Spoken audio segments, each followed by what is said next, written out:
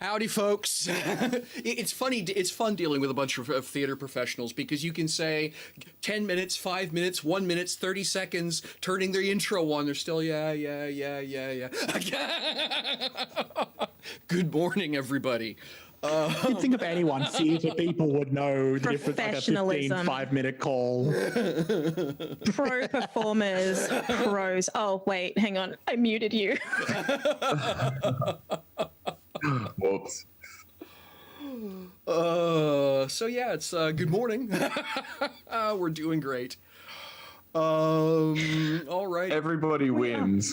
Wait. I'm asking you to unmute, Jamie, and you're just choosing not to. Oh wait, why was I muted? I muted you because we were going live, and then you just started talking, and I'm like, no, but unmute now because I want to hear you, and I can't hear. I had important things to say. Well, clearly not. You wouldn't unmute. Well, I wasn't aware that I was muted at the time. Oh gosh. So, hey, howdy, folks. That was a great start, wasn't it? The height of professionalism, that's what we do here. Thank you so much for joining us at Do Respite. This episode is directed by Christopher Guest.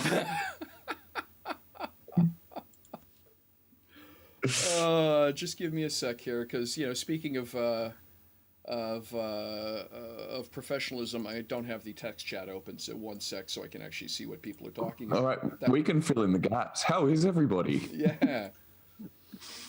I'm good. Yeah, look, struggle street, but I'm glad I'm here. Yeah. Struggle street. I like that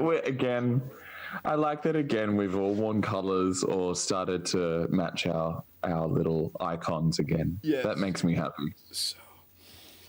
All right, let's pretend that we're going to do a live stream today, and let's do our intros. So let's start with. Oh, hang on a second. Drew and Sam are in the wrong boxes. Oh. So we'll need to do the. I think that's Okay, and that puts Jamie. Okay, Jamie, you're still muted. All right. Jamie's in the right spot. Sam's in the right spot. All right, grade production. We can do this, but not today. I like this. It's like musical chairs, but we've each got a chair to sit on. Yeah. And I don't have to move. No. Drew, why don't you do your introductions, please? Oh, okay. Hi, I'm Drew, and I am an actor and a puppeteer and a writer, and I do lots of stuff. Tonight, I was working in a cinema, tearing tickets and telling people where to sit. And try not to tell them where to go. Yeah. All right. Yeah, there were a couple that I did tell them exactly where to go in, that very polite customer service voice and tone. Sam. hello. I'm also doing, as I said, relatively well. I've been coordinating tours in pouring rain. I mean, I wasn't in the pouring rain. I was at home. But the people who were calling me were in the pouring rain and trying to work out what was happening. So Excellent. Good. I think we got through it all. Very good. All right, Jamie. Yes, I have a voice. It works today. It does. Excellent. You do. This week has been really intense for me. I'm doing all right, but I'm a bit frazzled. I'm excited to be here playing games with my friends. That's what I like to do. And we're going to have some fun. Alrighty. Chantal? I'm good. I done a lot this week. Mm-hmm. I did done a lot. You did. So excellent. I did done a lot. So I'm looking forward to this now.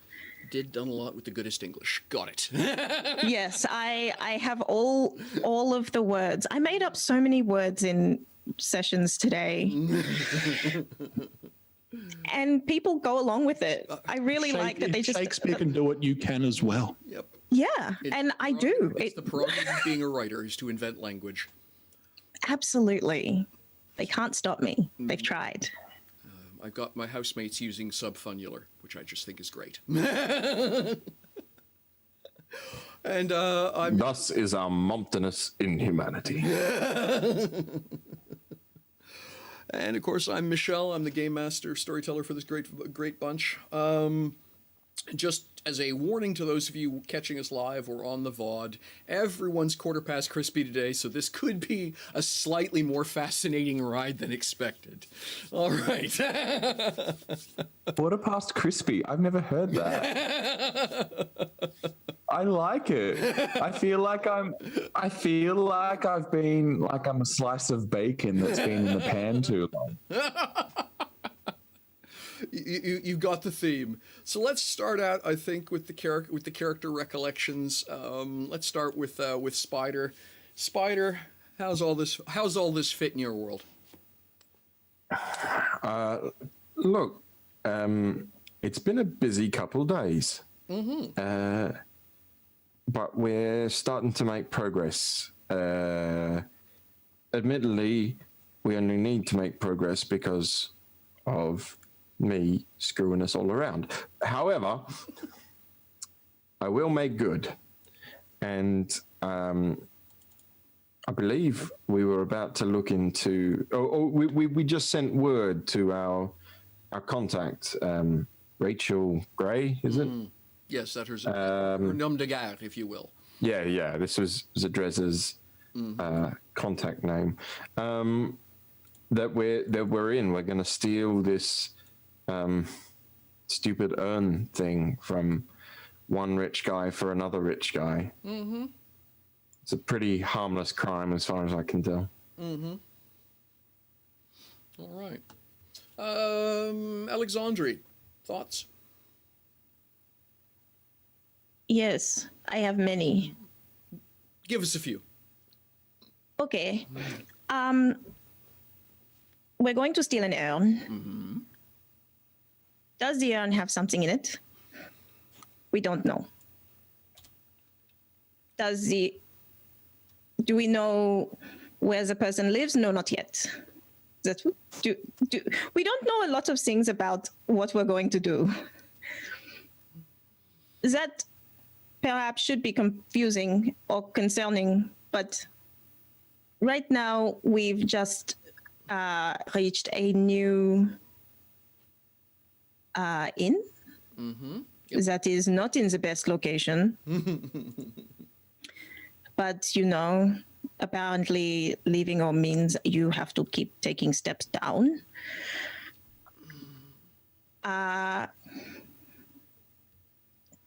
There's a lot of information I found out from Lucas about Spider, and it's somewhat... I don't understand it. I don't understand why someone would leave their family.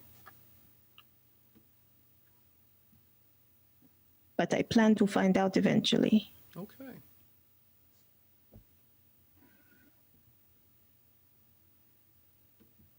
All right. Yes. Chevalier. Thoughts and observations? We have been attempting to determine what our best course of action is in light of our recent complications. We investigated how viable it would be to convince one of the ship captains heading to Düsseldorf to leave early. That did not prove particularly viable. And while I was not initially that interested in working with Aquidian, right now it seems to be our best chance to get some form of protection. So we will need to determine how we are going to steal this urn. We will need to settle into our new accommodation, and we will need to remain vigilant for the bounty hunters that appear to be after us. as well as anyone else who thinks they might have an issue with our group. All right. And Lucas. Yes. So, yes, all of that is true.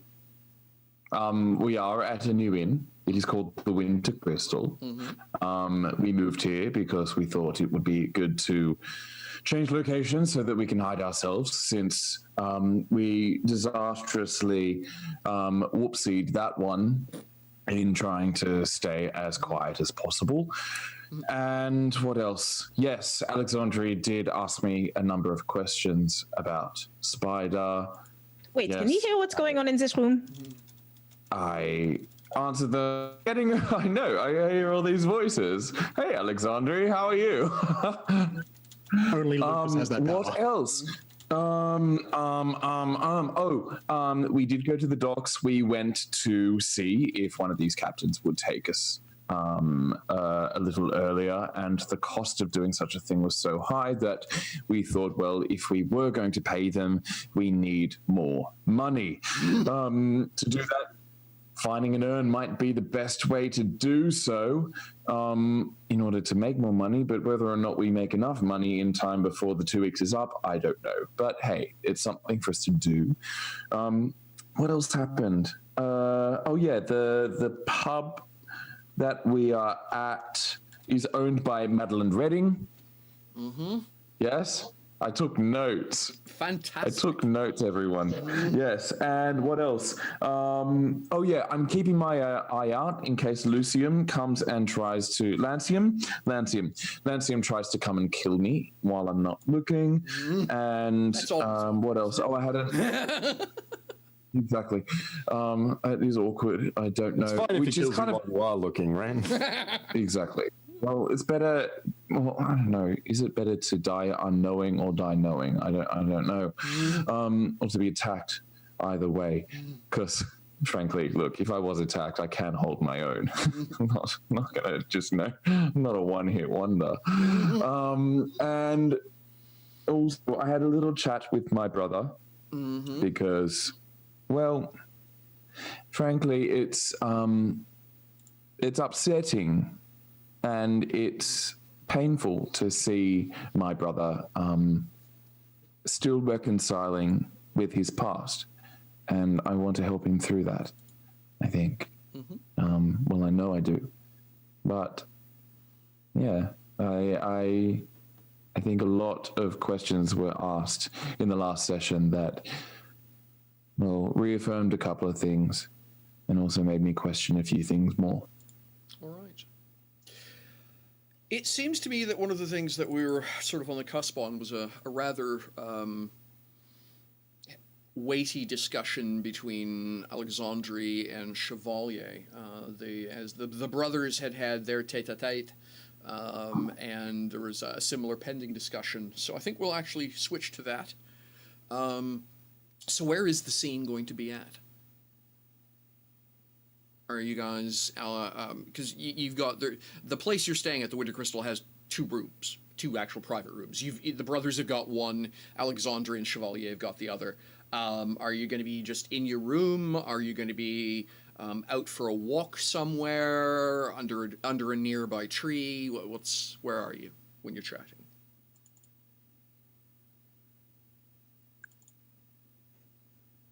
I mean, it was just going to be in the room. Okay. And then you said under a nearby tree, and now I think like we're detectives because he's already got a trench coat. So if I can get hold of... Please, can it be under a tree in the night? It's Is it raining? The one street light in the entire city is just this Yeah. beam. Doom, doom, doom. It's going to be that kind of game session already, I can tell. It is, I'm sorry. Chevalier opens up his chest and there's this lever goes from fantasy to noir. Cranks it down. Hey, look, Michelle, walking we down aren't the the ones who street. named a district of this city Saints Row, okay? I was wondering if anyone was going to get that, but It's like, Pulls out a decanter. Ready. I delight. I personally don't have preference about where we talk. I don't mind where. If I do. It's got to be a tree. all right, if we have gone for a walk and there's a particularly nice tree. There is a nice tree somewhere. Excellent, excellent. All right. Because literally the reason I ask is if you look at the map, the area around the Grand Bazaar, the caravan port, there's trees dotted all around the place. Which one's particularly nice? Yeah, but probably the one you've just happened to be standing beside right now, I think. I like that one. Yeah, So it's a nice tree.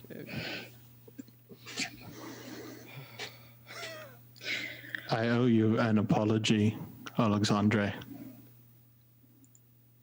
I told you that I would not leave your side until you were more comfortable with the brothers. And today I did not do that. I am sorry.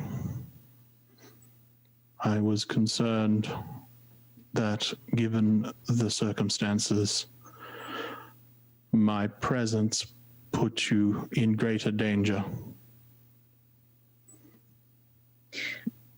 I don't think that could ever happen.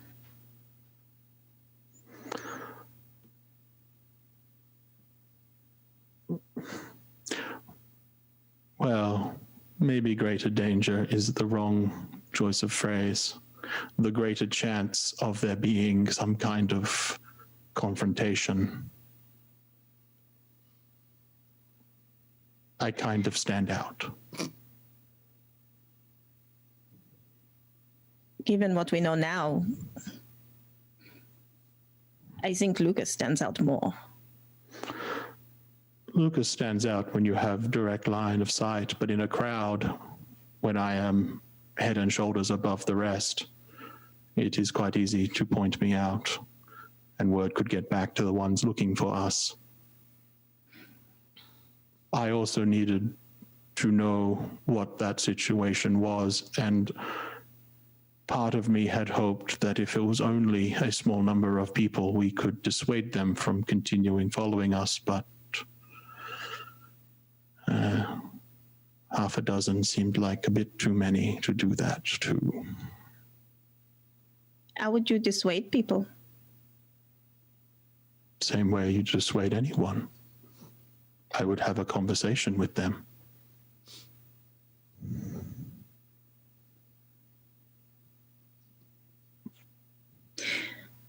By conversation, do you mean help them? Or do you mean have a conversation with them? broken noses and punctuation, aren't they? I am not trying to be fancy, Alexandre. If it had only been one or two people, I would have gone and had a word with them. That conversation may have contained veiled threats. It may have suggested that they would come to harm should they try to follow us, but I would not be actively hurting them in that process. Just pointing out that given between myself, Lucas, Spider, and you, we may be too much for them to bother with. But if there is enough numbers, that conversation would, well, it would have probably ended in violence. And that was something I did not want.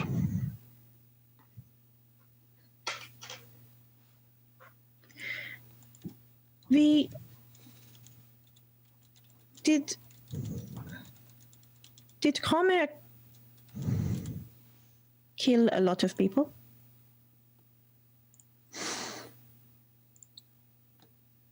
I would not say so.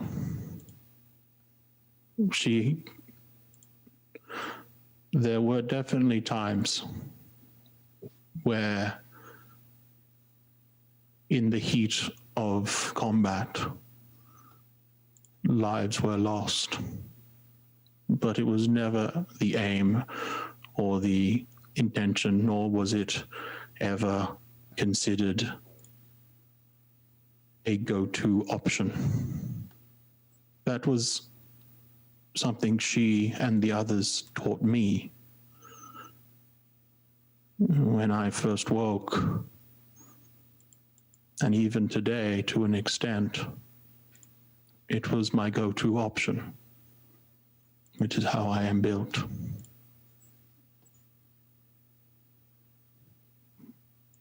What do you mean? When I first was woken by your grandmere, Yes. there were only a few things that I knew I could communicate. I knew that I was a Praetorian, though I did not and still do not know what that was or is, and I knew how to fight. Whoever was behind my creation, I was built for combat, for war. That is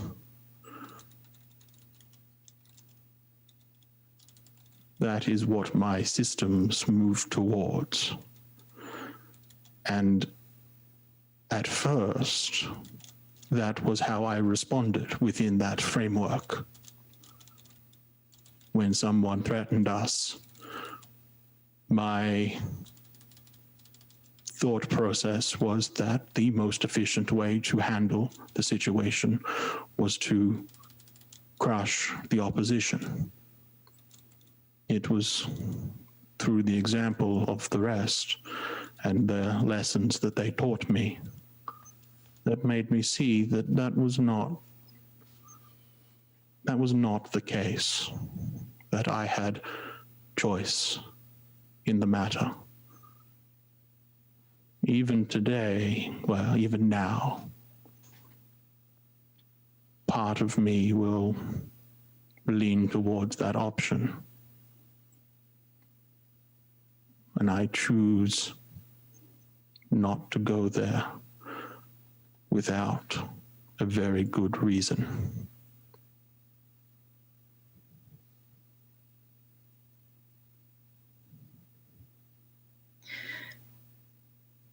Why is that why some people deserve to be killed?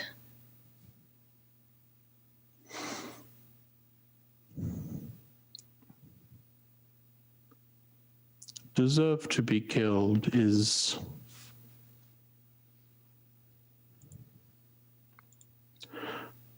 I am not sure if there are many people that I would use that description for, if any, ultimately.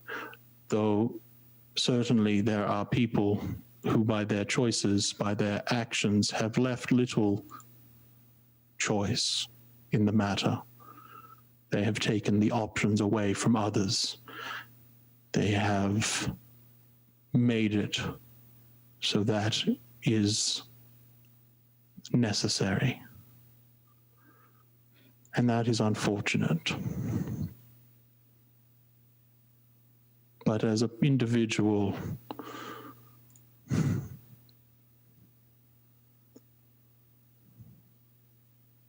I don't think people deserve to die.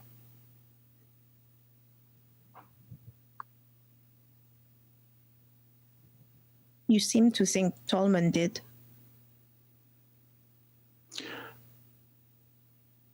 I thought the best option for Tolman was to hand her over to the authorities so that she would be tried for her crimes. That would result in her death, as I mentioned, is the result of her actions, not just the actions in her criminal capacity, but also in the way she chose to deal with us. It would have been very easy for her to handle the situation in such a way that I would have been all for releasing her. She did not.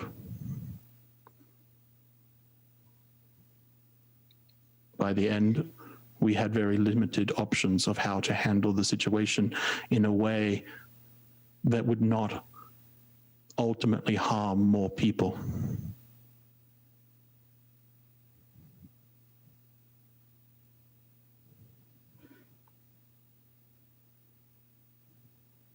If I were to be tried,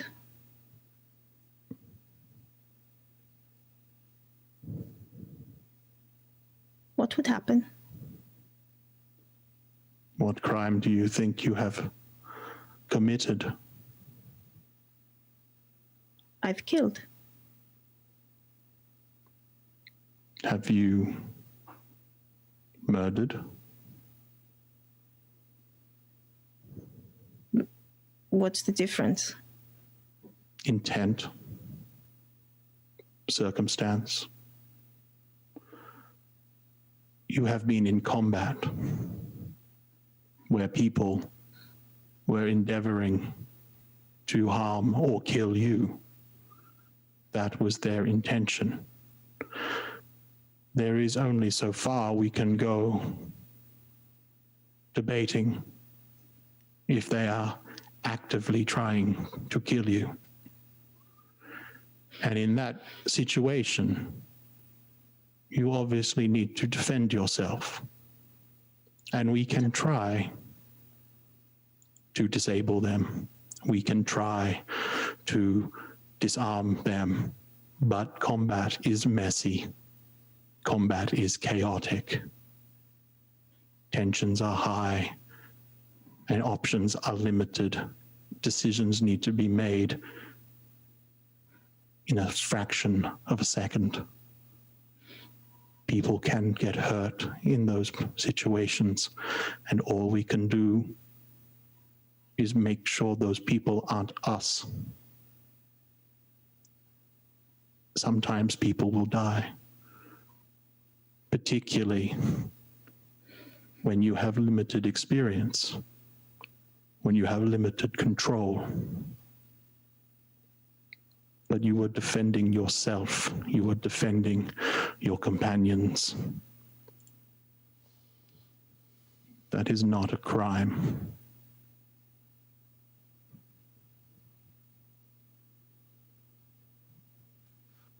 It does not take away from the weight of the action.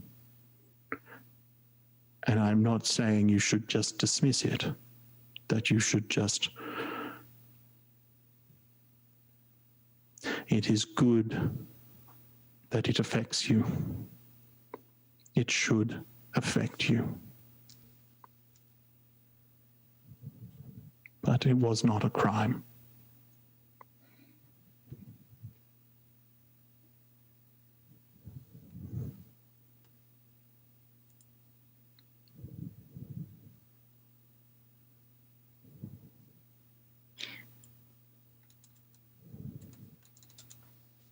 Do you miss Cromer?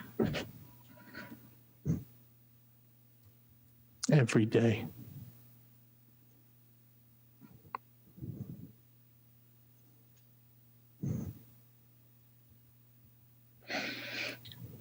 I miss home.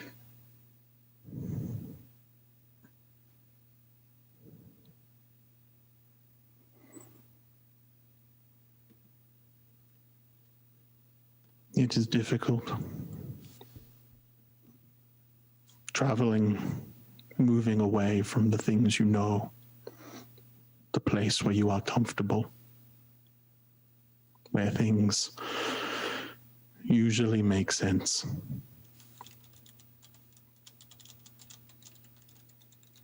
Things will not always make sense in this journey. It is chaotic and strange. And you are moving towards the unknown. And that is always scary.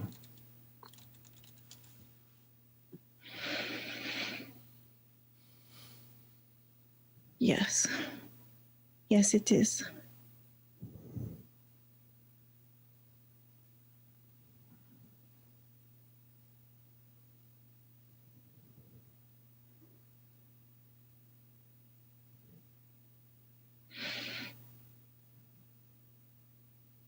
I like this tree.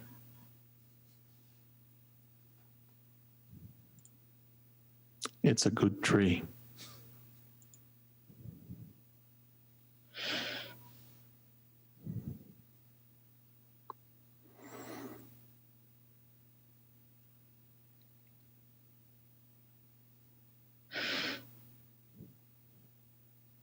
I think it's likely I'm going to kill again. I would like to tell you that that is not the case, but I won't. We have people chasing us. People who wish to do us harm. And we can do what we can to avoid the conflict. We can flee. We can hide. But sometimes it's not enough. Sometimes they catch up. And like I said, it's difficult. In the heat of the moment, anything can happen. You might...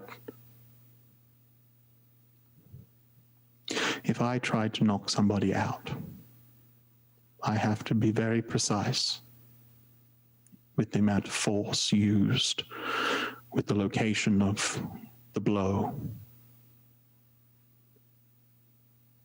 But I am not in complete control.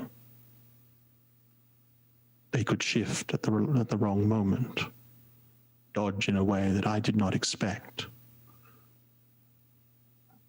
Any number of things could happen, and suddenly I've hit the wrong spot. They've fallen the wrong way. And it didn't matter how hard I was trying to prevent it. It is always a risk. And it is an unfortunate reality when you are fighting for your life and the lives of others. It would be a better world if we did not have to, but it is not this world.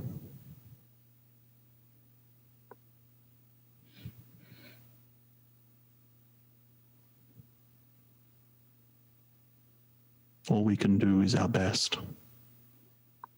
All we can control is our intention and how we handle the consequences.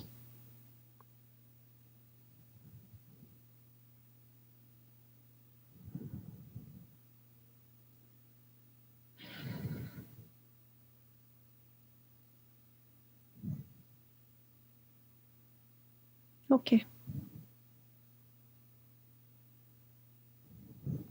And if you need to talk, I am always here. You did seem very shaken by the events with Tolman. I had a lot of thinking to do. I could see. It was certainly a situation that deserved thought.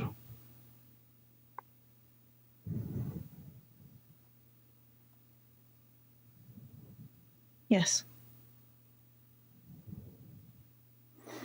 And it is unfortunate how it ended. But they did not have options, and Tolman, if we had let her go, it was only a matter of time before she would hurt somebody else. That was the sort of person she was.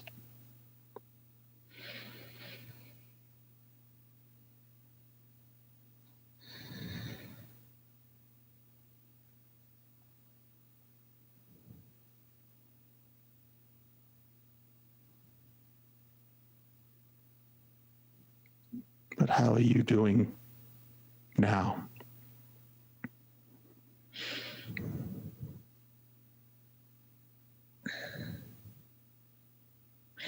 I can't decide if I like it here or not. It's an interesting city, Yes. particularly after being in Shining Capital for so long.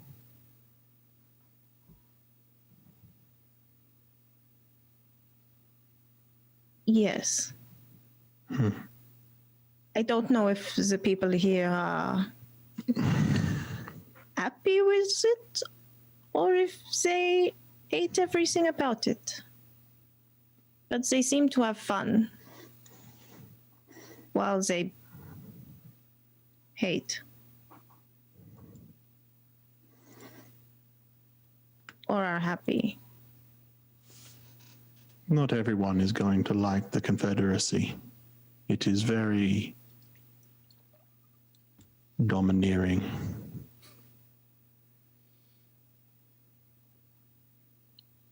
And in some regards, it is quite wonderful.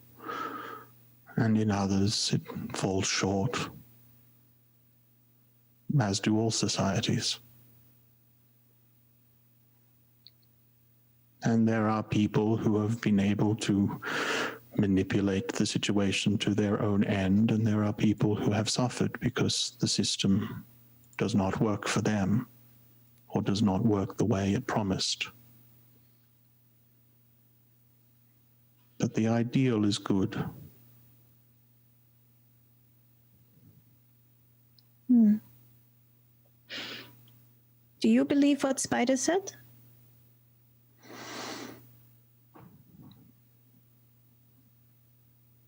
Which part? About the progress being a beautiful concept, but not being good enough.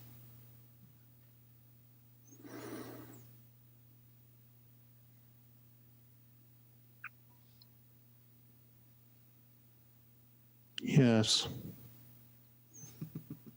I would probably describe it with a different tone. But then I have not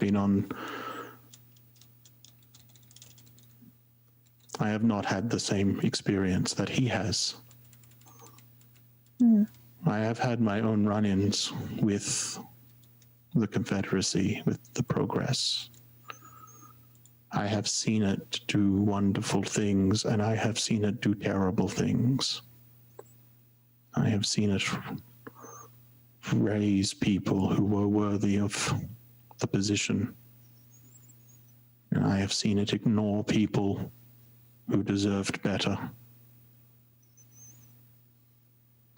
But the idea is good, a system where your worth is what dictates your position. But the problem is when you are at the top, you get to decide which kind of worth you venerate. And if you're at the bottom, well, you have no say. And even it is harder to be seen, harder to get the recognition.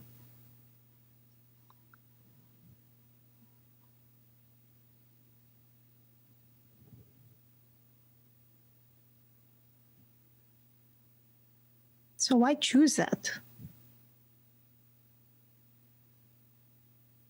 Why do you think they have a choice? I meant Spider. But why would Spider choose to live amongst the lower echelons and not amongst the higher ones? yes.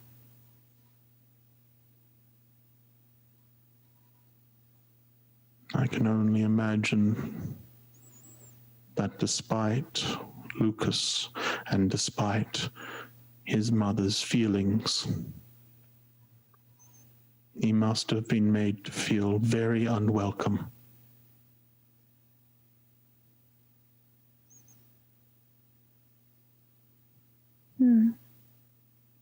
You would need a good reason, but I suspect he had one.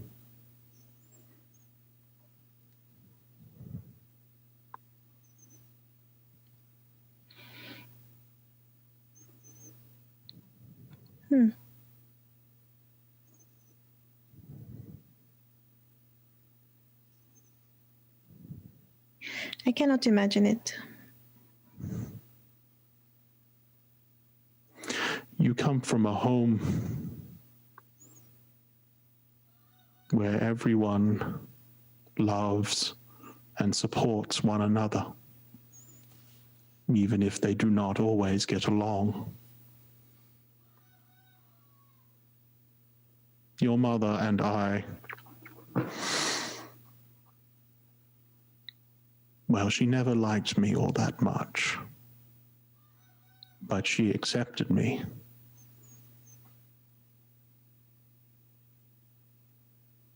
Treated me like family. I do not have much of a concept of family. It always seemed an organic concern. I know who is important to me, and that is all I need. But family is still important. They can do a lot of good, as your family has for you.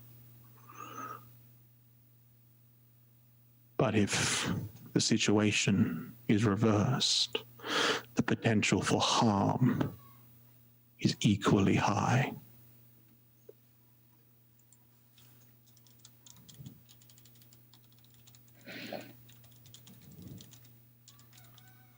So maybe I was not entirely wrong about Edgewaters.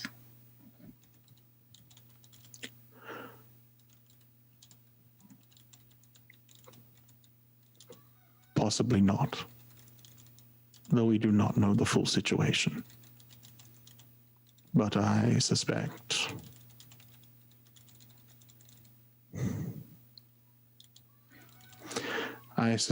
their priorities, potentially of the father, did not include Jasper's well-being.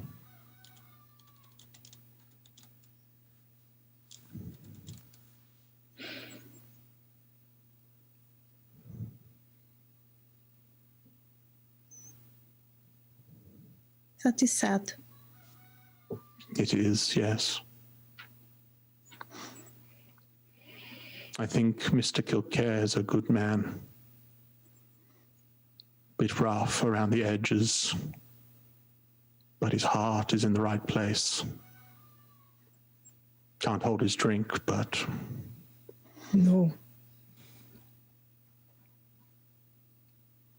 I think both of them. No, neither of them. Bad with alcohol. From different directions, though. Yes. Interesting. Yes. But in the time that I have known them,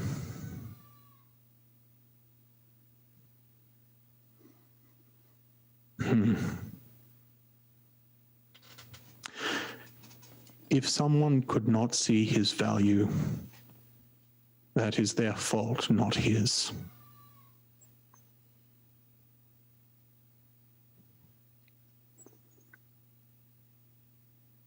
I think it's an excellent place to close that scene, actually.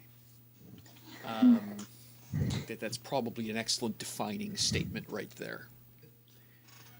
So, when you guys are all back together, because we keep in mind that, last session, Spider and Lucas yacked for a bit. So, where are you all going to be, back in the same space together? Well, we had decided to get up nice and early to go meet. Yes. Yes, we had to meet Ep8 just before dawn. Right. Yes. So yeah, I suppose you try and get a decent night's sleep, because Ep8's idea of a reasonable hour and yours is out of sync by about 8.5 hours. So yeah. What's that like? You've no clue what that's like, do you?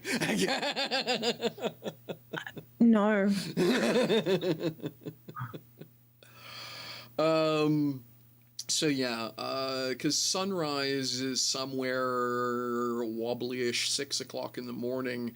So, you know, pre-dawn to dawn is 5 a.m. to 6 a.m. sort of thing. So yeah. Great. So you... Sorry, yeah. I was going to say, at 5 o'clock, I wake up Jasper. Okay, fair enough. You got to remember, I've got a regimented body clock. A military background, yeah. What do you want? I just set an alarm. I just know we've got to get up. That's impossible. No, we've got to get I'm up yet. No, it's not impossible. It's just a mindset. You know, you wake up, you get up. Oh, why can't they meet? Oh my God, an assassin behind you! That's just my reflection. That's a hell of a statement, isn't it? There's an assassin. Someone who It's professes. just my reflection. I mean, what did you just say? All right. Yeah. I gotta put my face on. Give me a minute.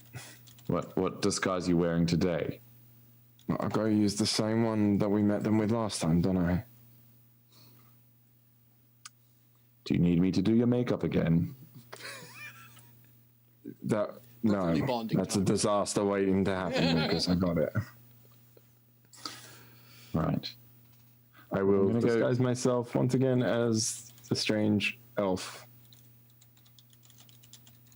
who's Lanogiianes. Wonderful. All right. I'm going to cross over the hallway and knock on Alexandrian Chevalier's door. Go away. Hey, thank you very much, Crow VR for joining. Appreciate you the follow. That's great. Whoop whoop. Whoop whoop. I'd probably be the one answering the door in case Alexandria Go away. didn't. Go away. I'm sleeping. Go away.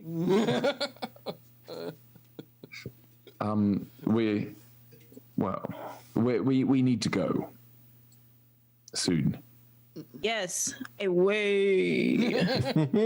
Together, we're going to meet Equidian. All right, I'm going to meet you downstairs in 5. Maybe Five. ask them if they can put some coffee on.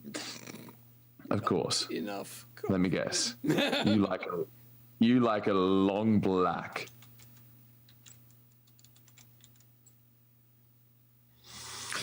All right, I will just make sure that it's on the stage. That's not a transcontinental. No. So for all the people who are living in the northern hemisphere, what I described was the Australian description for an Americano. Yeah.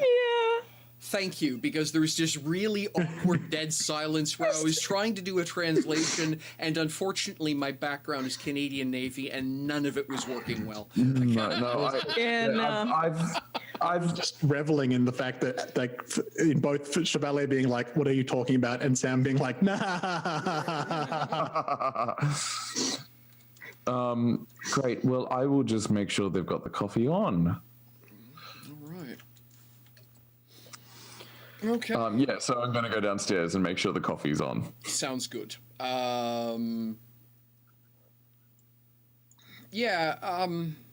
So the thing about this place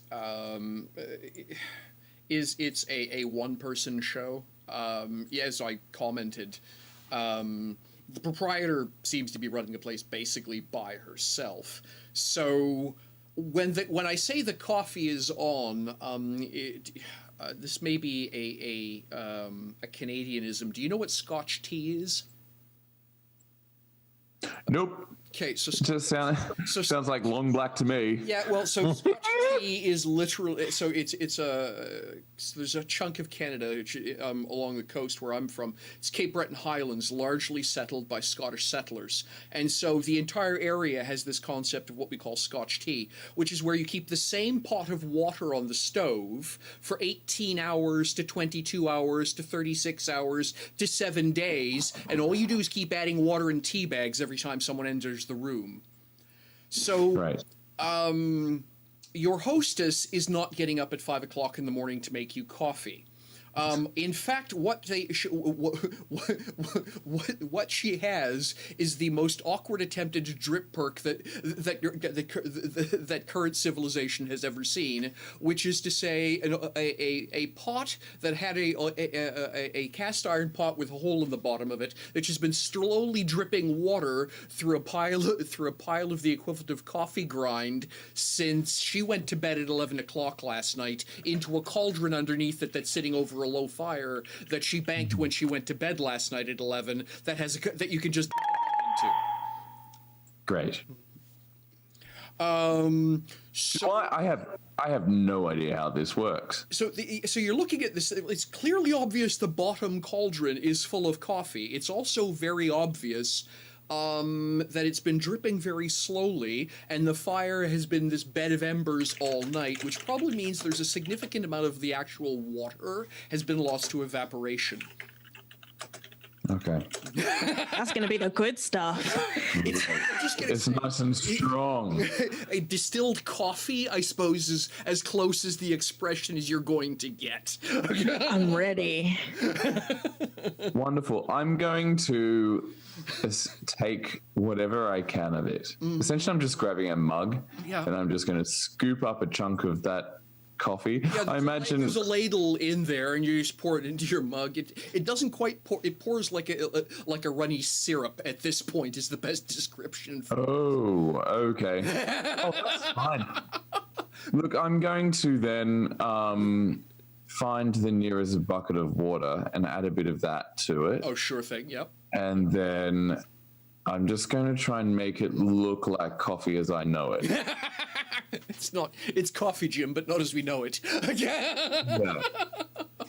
And hopefully I do this all before anyone comes downstairs. I'm going to say, just because it'd be really, really funny if you did, and no one really knows what it is that Lucas has been up to. I think that's absolutely yes. You've got 4 steaming mugs sitting at the table when they arrive, and there's an empty bucket off to a side that no one can identify.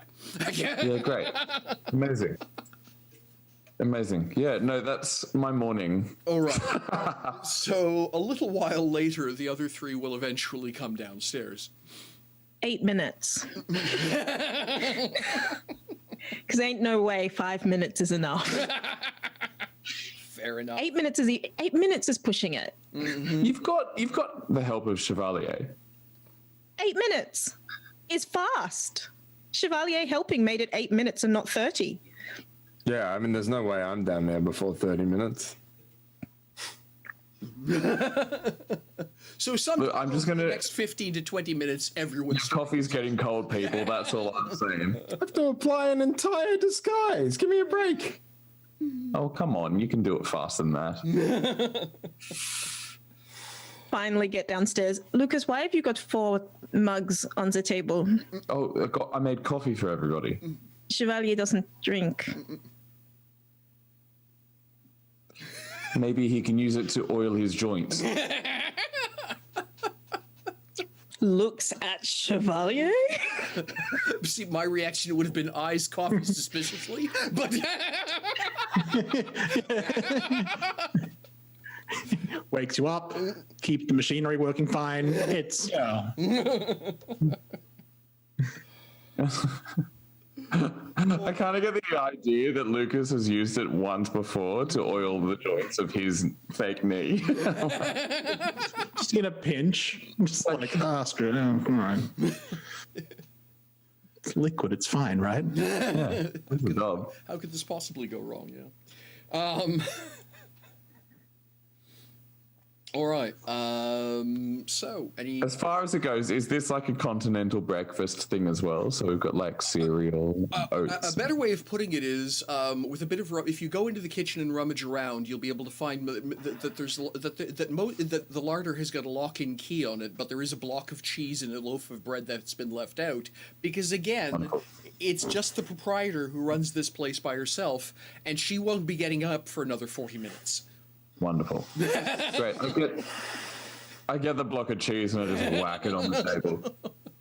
I'm just going to say now, Spider, of course, locks are an optional discussion with Spider around, but.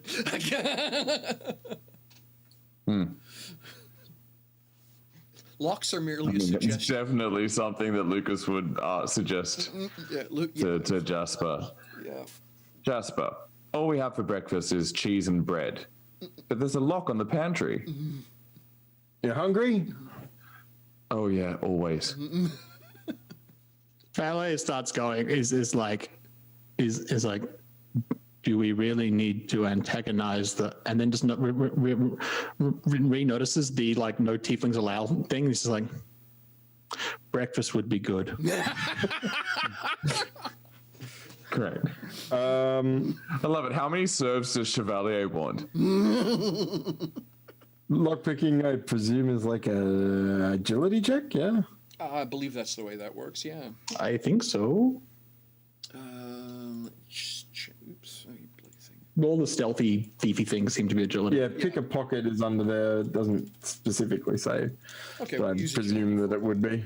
Like it might be logic, but I don't. Do I get an advantage here for my knowledge 1 in crime? I was just going to say between lockpicks, background, etc. I'm totally okay with you having advantage 1 on that. All right, let's go. As well as bluntly, it's a relatively simple lock. Yeah, sure. All right, well then, 22 will probably do it. Oh, easy. Like I say, it was a suggestion, not an argument. Yes. I can even keep the lock mostly intact, hopefully. Right. Yeah, because part of me is like, gotta make sure you put it back.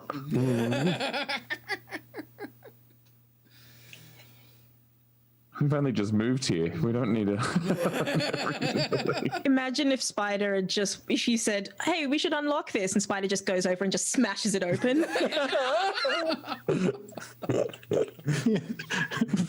Yeah, Chevalier's just like, no, I got it. Don't worry about it. Yeah, Chevalier's idea of lockpicking is something different than Spider's. It's more outside in than inside out. Great. All right. Amazing. Great. And I also like encourage everyone subtly to drink their coffee. Drink up. All right. Equivalent of an insight check in this game. Yeah, it's a. My brother we're talking about. Everyone else can trust him, but Okay, hang on a sec. My network, my internet connection seems to have gone to crap for a moment here, so just please hold. Yeah, okay, things just seem to have stabilized. Yeah, no, suddenly everyone was doing a serious case of roboto, so, and yeah.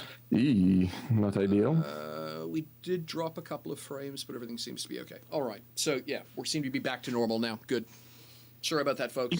I think with like Lucas's comment about like needing to like lubricate the hinges and stuff on Chevalier, he is sort of sitting there doing like this sort of like just kind of quietly just to himself, and was doing like a self-diagnosis. Yeah.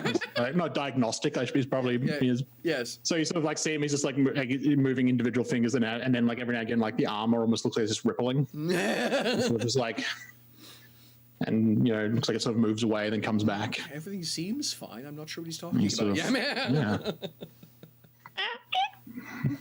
Which I guess, now that I say it, it would have also been the first time the brothers might have actually seen that the armor isn't like a permanent thing. Well, it's definitely armor, but it's like We've seen. you've not seen him without it. No, but we've seen you transform. You've seen me add to it, but like Yeah, like that's cool. before we'd left back in China capital Alexandria hadn't seen me with it.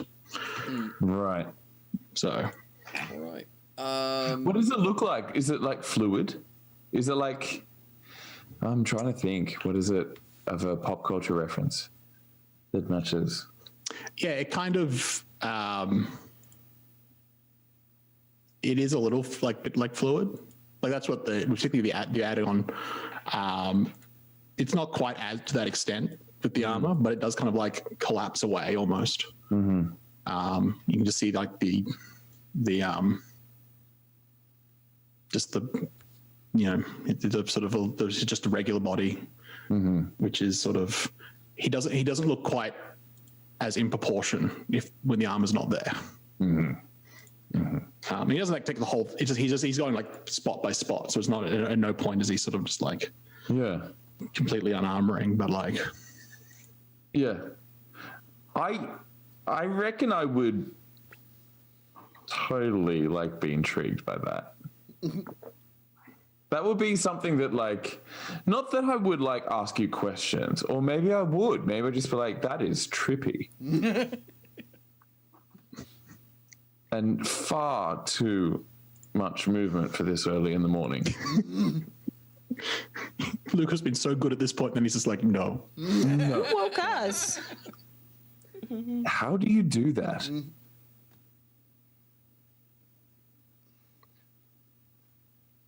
What, you can't? I've never really thought about it. It is just the armor system. Can I touch it? Holds out an arm. Okay. And I'll put my hand up and I'll be like, hey, do what you just did. It sort of softens and then goes away until it's just, and then the interior, like the endoskeleton, endoskeleton, I guess. Exoskeleton. Is on the Exoskeleton. outside. Exo is out. I think an endoskeleton yeah. is just called a skeleton. I think, yeah. It's just like the endoskeleton is just your skeleton. Yes. Exoskeleton is just like he's kind of, if he completely got rid of, and not all of it goes away, like the face mask stays, his sort of, the stuff over his shoulders and kind of sweeps back behind his head and a little bit down his back, that all stays. That's all sort of kind of a permanent thing. So if he was to completely remove it, he looks like a really weirdly proportioned Terminator. Like that sort of like thin sort of thing, but like a bit gangly, like a gangly Terminator who's very top heavy. And then when he armors back up, it looks more like that's kind of how you can imagine that if given that he was built, like that was how they intended him to be, because that's when he looks more in proportion. Still very top heavy though, because he's sort of so almost like he's wearing shoulder pads and got this like mantle behind him. Very physically imposing. Yeah. Right. And you can remove this and put it back. Yes. Can be self-repairs. When I was in Shining Capital with the Donadu family, found it to be a bit much for people. Really drove that war machine feel home. And so I generally went without. It was not required for my day-to-day. But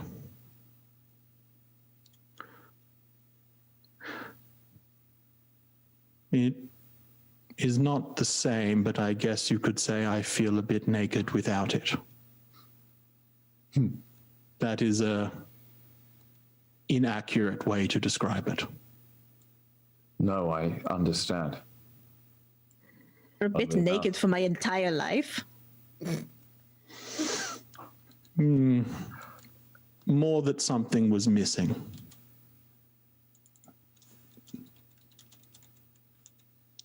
Chevalier,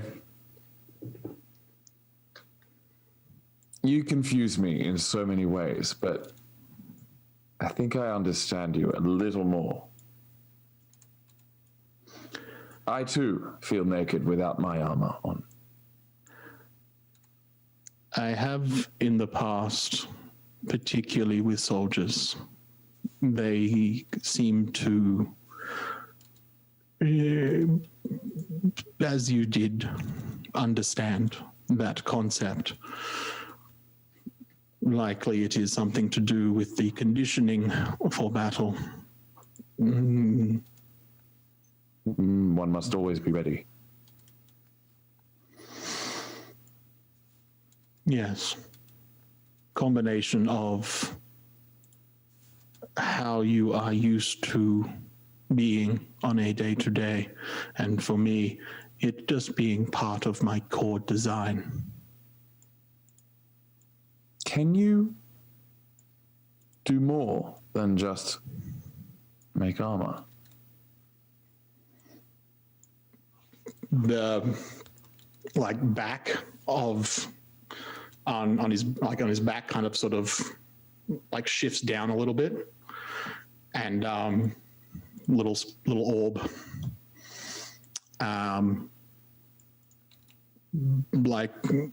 that's the same color as the additional armor when he sort of goes into sort of the more sort of complete combat mode, kind of like, and it kind of like it's that part is very liquid. It almost sort of like flows out, but then quickly forms this solid ball that sort of starts floating. What is that?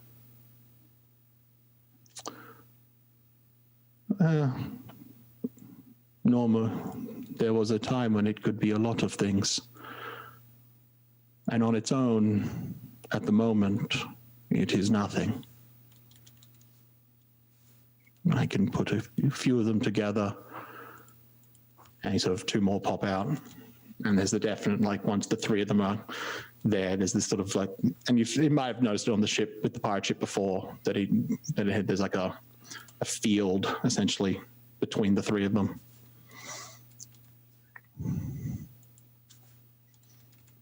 You can sort of tap on to an extent. Who made you? I don't know. What do you mean? I don't know. I have no memory of anything that happened before I was woken by Elena Donadu. And nobody's given you any idea? Nobody has known. I have never met another one like me. I suspect that there was a time when there were more. I do not know when that was. And I do not know who was the one to create me and others, if there are any. This might seem personal, but do you want to know? It has never been more than an idle curiosity. I know who I am.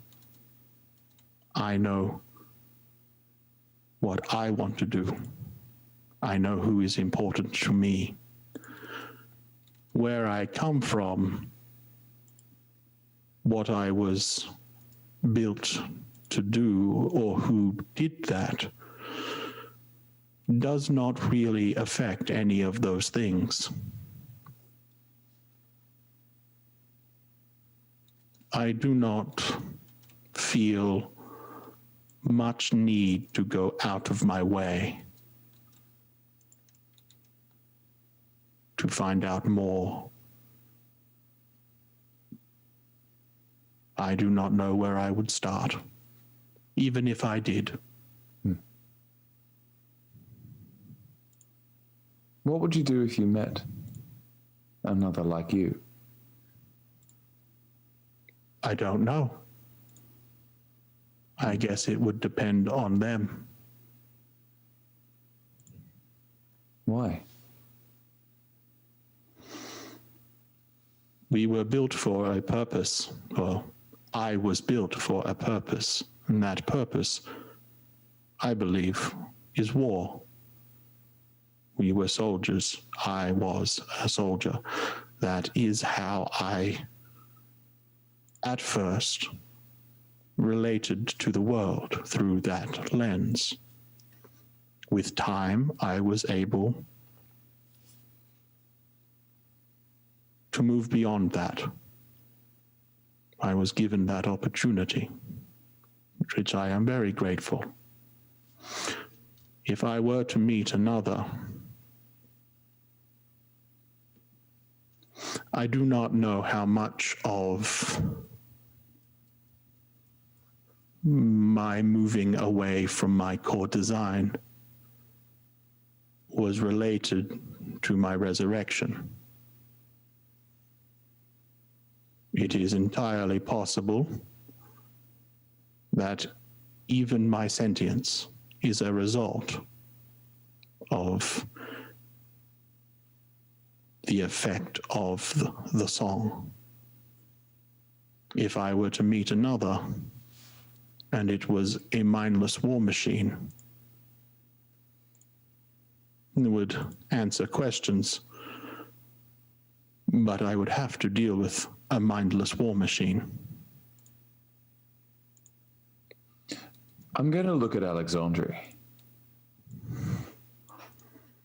The song.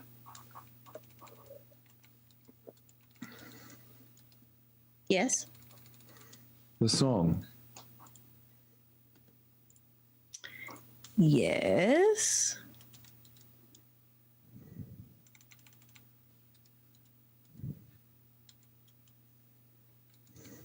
Is that why you are Chevalier?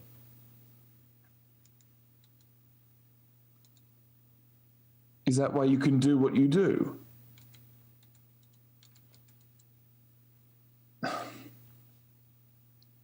I do not believe so. I believe these are mechanical things that were built inside me. Systems that I have to enhance my ability to fight, to withstand damage, to protect. Some of my systems currently, I have let them languish for a long time, and it has been harder than I anticipated to reactivate them. But all of them, well, they were not core systems.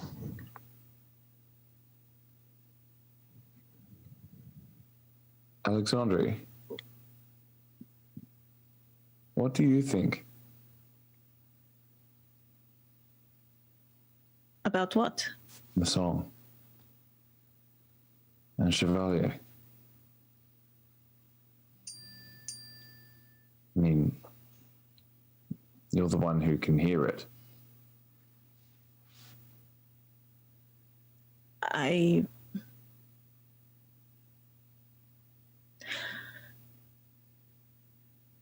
It knows who he is.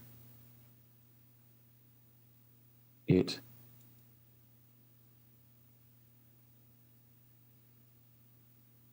Yes. What do you mean it knows? Well, exactly that. It knows who he is. It's music. Yes. How can it know anything?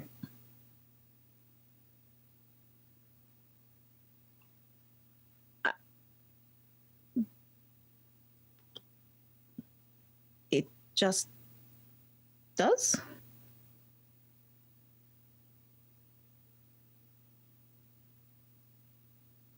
I'm going to sip a big sip of coffee. And immediately regret that choice.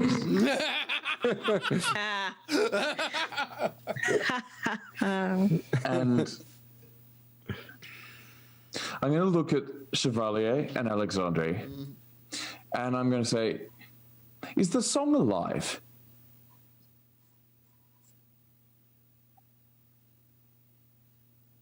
Maybe. I like to think so. Just the GM is going to be. But So, as soon as you say that, you are actually going to hear a brief moment of the song. And there's going to be a phrase that goes through your mind at that point. It's the song of the world. You have no idea where this thought comes from. You begin to hear those bars of music the way they always sort of haunt you, and you just have this sudden thought. It's the song of the world.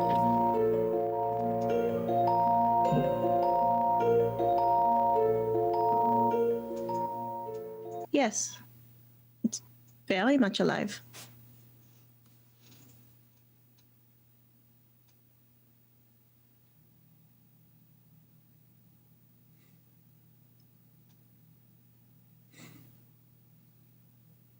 I need a bit of time to process this.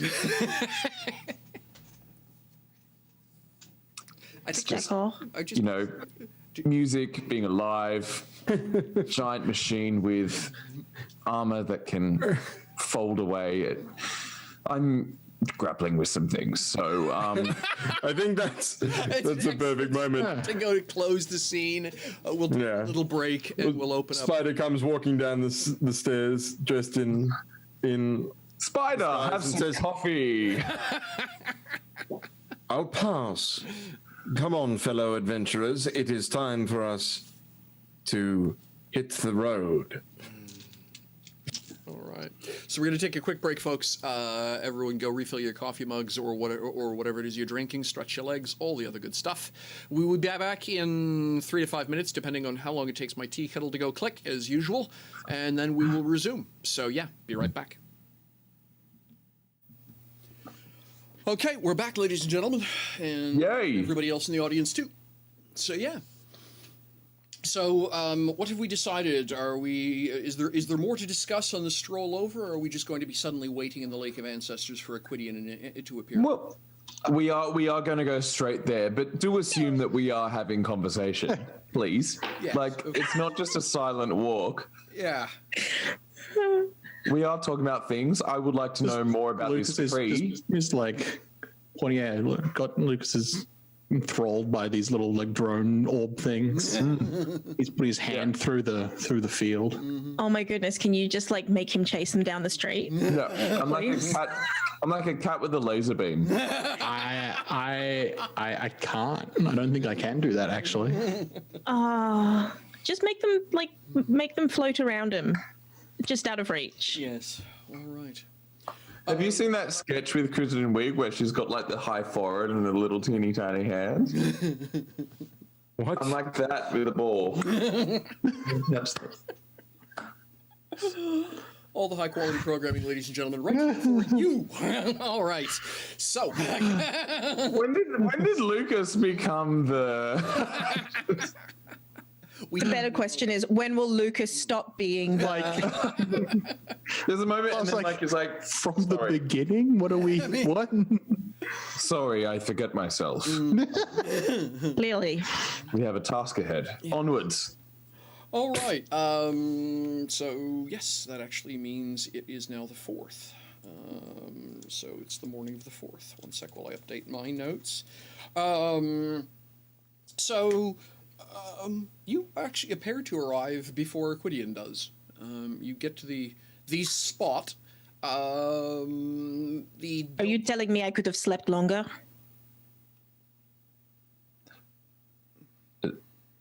Yes, but it's better to be early than late.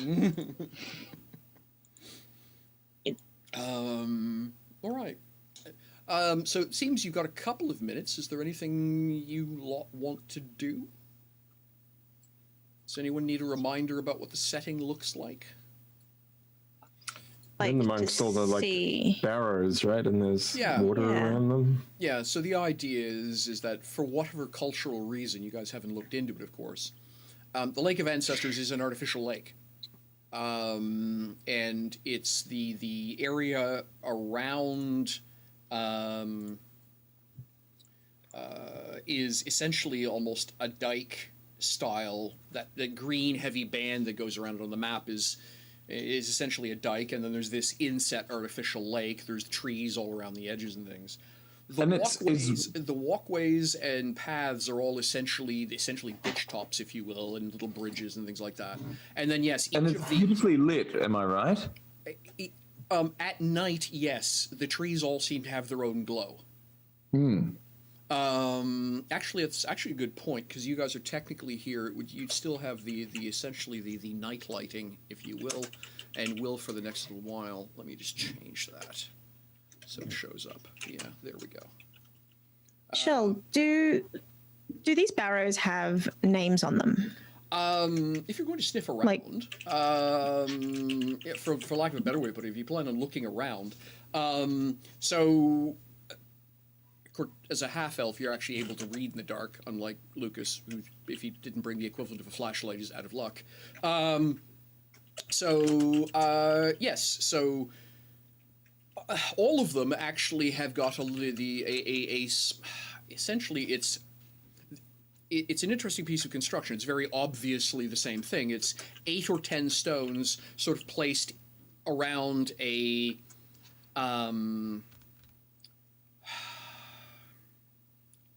oh gosh, I can't remember the proper word for it. It's essentially it's when you have a square stone column with a pyramid on top. I can't remember the proper term for it. An obelisk? Thank you. It's a short obelisk, about possibly meter and a half tall, 5 feet tall, with a brass carved plate on it with a family name. Are those family names ones that are in the style of the Shining Capital or in the style of this place? I'm going to ask you to actually make a perception. Do you think perception or learning? I'm not sure which one's more appropriate. Basically, because you're going to have to wander around. As a reminder, each one of those barrows is the better part of 7 meters across. And so this area is huge. Yeah. Right. Yeah. A quick glance isn't going to do it. You're going to have to stroll around and look. Right. Because amongst That's other things, fine. the brass plates are about the size of your hand. And so at that scale, you can see there's a little bit of brass over there, but you're going to have to walk over and go read it. Then that's definitely perception, not learning. Okay.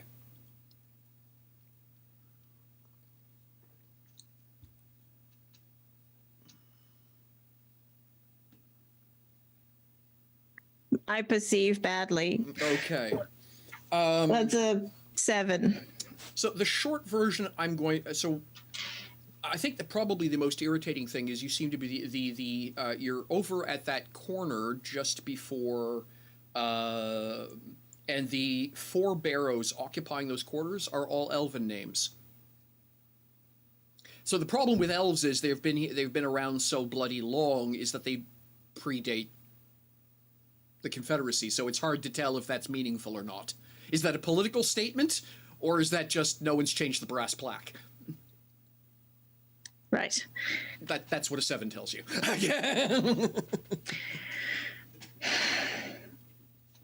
Tempted to ask V to just like carry me around to all of them because he's taller.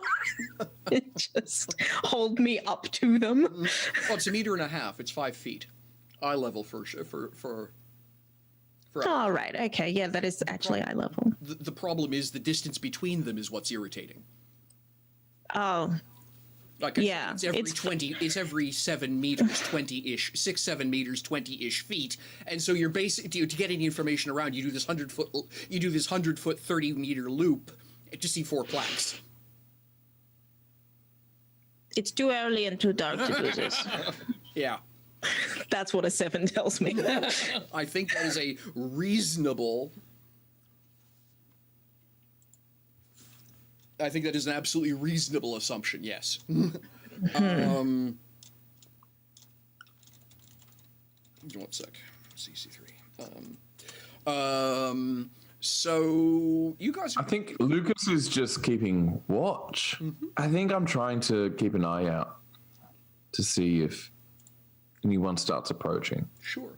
I'm probably doing the same thing. Yep, Yeah. makes sense. So I think it'll probably be another 5 minutes before a single figure appears about halfway down the lane. Actually, sorry, my apologies, 2 figures. One of them slightly taller than the other. And there's this long pause. They're clearly they're obviously chatting. So you guys are at the second sort of 4-way crossing. They stop at the first 4-way crossing and are clearly chatting for a moment or two. I will ask anyone who cares to make it, since you're all keeping watch, to make a perception check.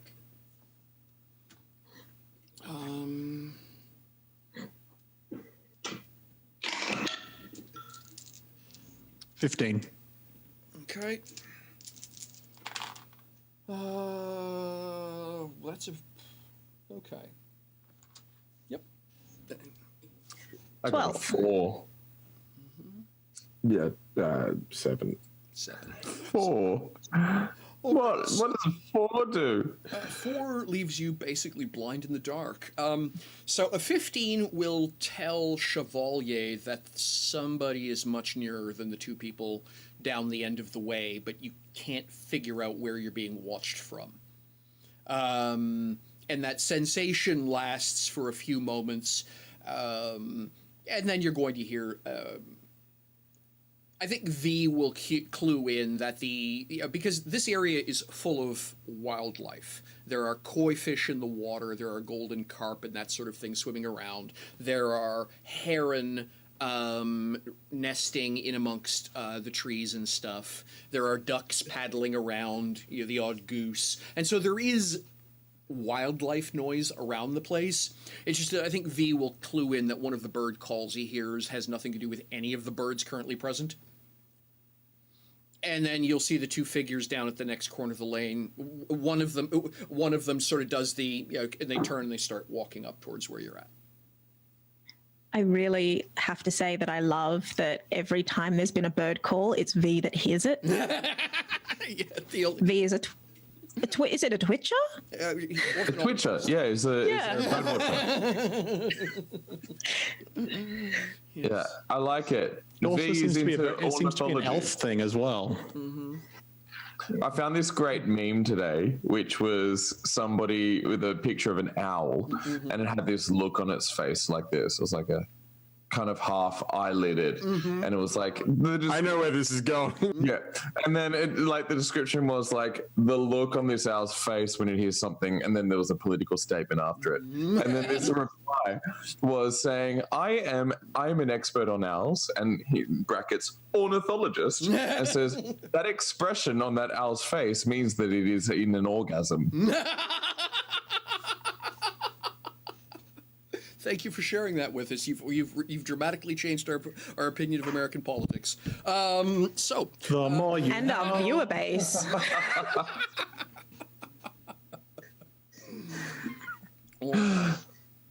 I'll be here next week, everybody. See ya. I mean, I don't know if you will be. Eric Alone. I'll be here alone. gets last vote. Yes. All right. So yes. So. And then just because it's kind of amusing, hang on a second here. Yeah. Jazina is going to appear beside Spider with a gentle poke in the ribs and say, "My turn," as Aquidian and Zadreza walk up. A lot less impressive a trick when we organized the meeting. She smiles at you. Turnabout's always fair play. She wanders over to Begrudgingly give a nod.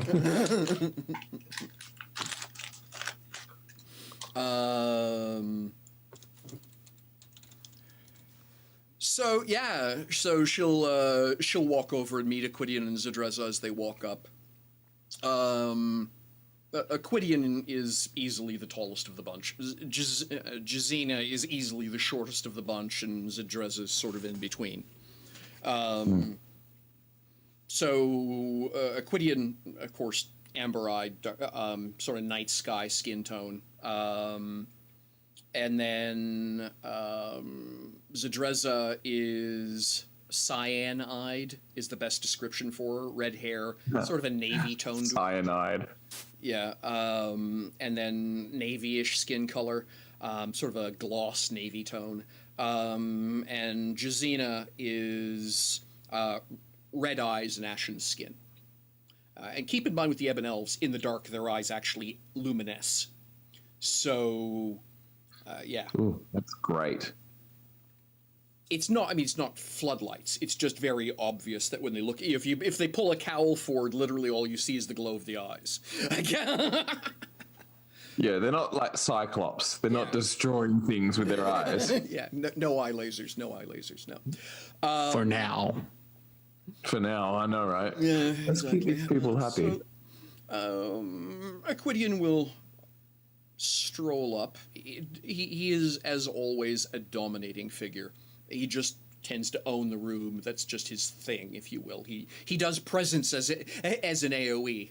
And sweeps a low bow, comes up, presents Alexandri with a rose, smiles to the lads. Right, so have you made a decision?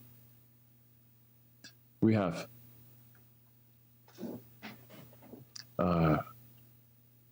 We would like to undertake your trial. He nods.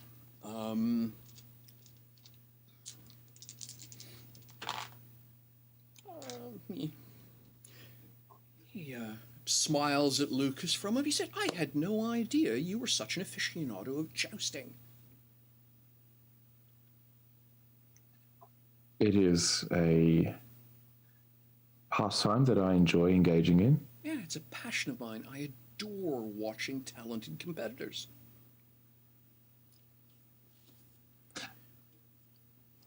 So, Might I ask you who... You must have been witness to the tournament the other night. oh, wouldn't have missed it. Those tournaments are about weekly. The gouvernement is very big about having all the who's who. It's sort of a local thing. It stems back before, and so it's one of those things. The gouvernement has continued on as a local culture, if you will. Particularly this time of year with all those tradesfolk. Good excuse to throw a party. Bright lights, lots of drinks. Too many people talking too much. Yeah.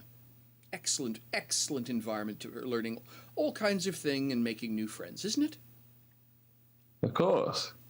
And who might you think to be the most talented of the bunch?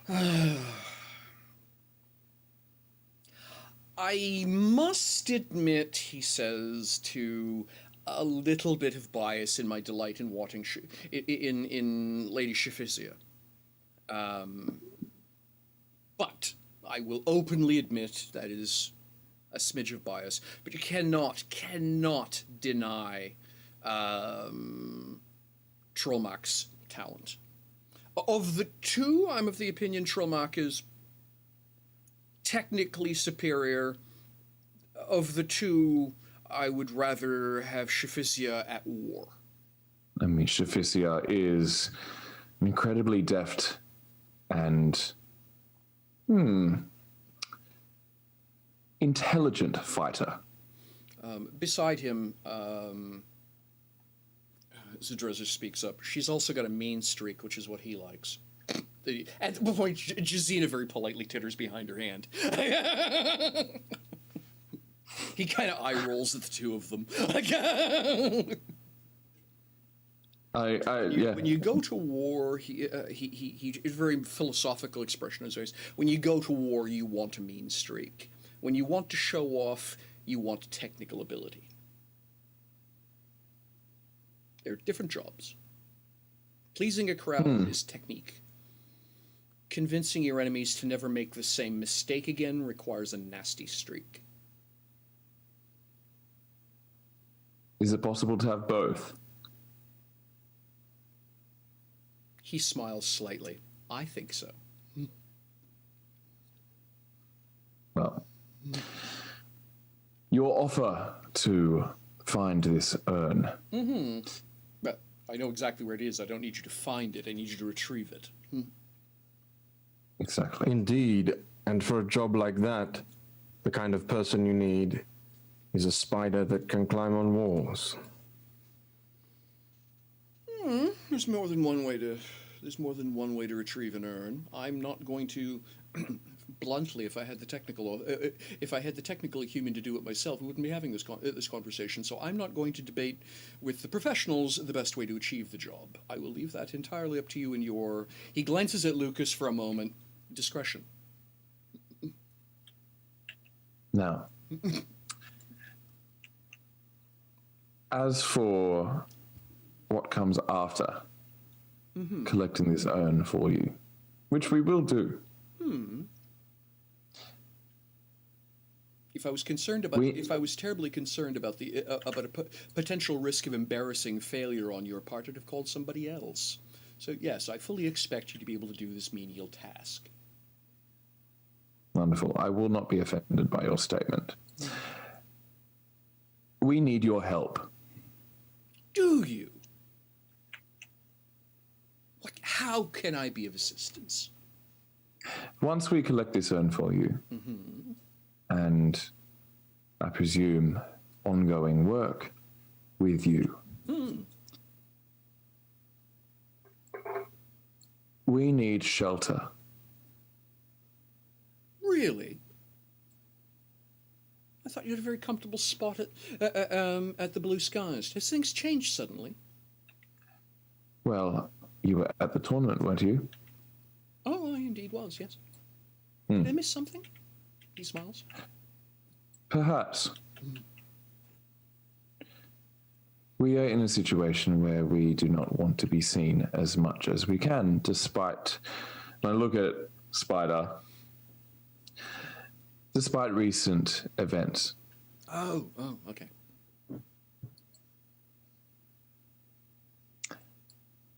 But I'm going to leave you with that to think about. Perhaps we can talk more once we've completed this first task.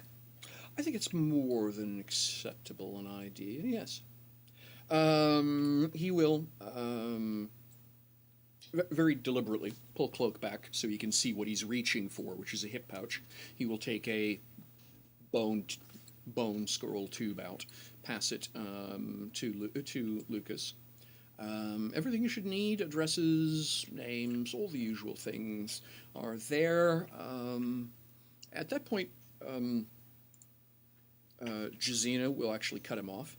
If there's any other information you need, just reach out to me via my alias. Specific questions.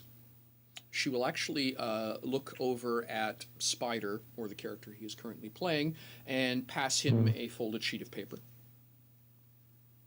I take a quick glance at it. Essentially, it's the equivalent of a code book. Ensure that anything you send to me uses that cipher. I expect you have the skills required to do rapid translations, she says with a smile. And I will be able to answer your questions as quickly as I can get, as quickly as I receive them. Continuing to use the Blue Sky as a drop is acceptable to me. If you need an alternative, let me know. I think that should be acceptable. She nods. Akidian, by the way, for his part, doesn't even blink about her having just run over him like that. He's just waiting patiently for her to be done. And he goes back to talking to Lucas. So, with the technical aspects of this resolved, and you have the location of your destination, I will leave it entirely up to you how to get this done. Now, potential accommodations, he says with a smile. You plan on being in town for how long? I look to everyone else. 2 weeks. He turns to Alexandria and extends his hand. Open, palm up.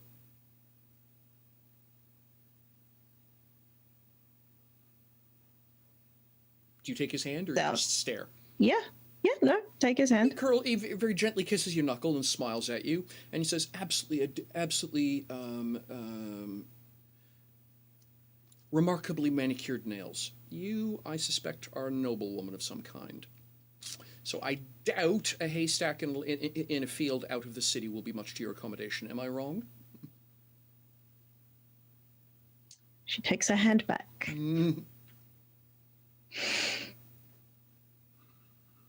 You are not wrong. Very well.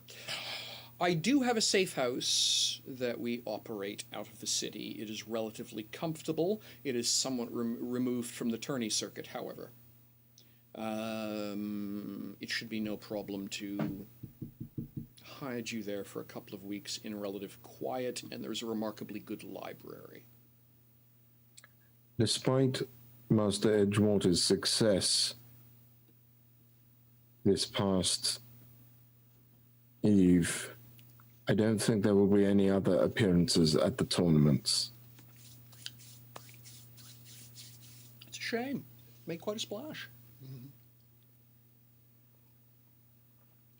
Let me know if that's an absolute or not, particularly if we can provide you with a safe house in between.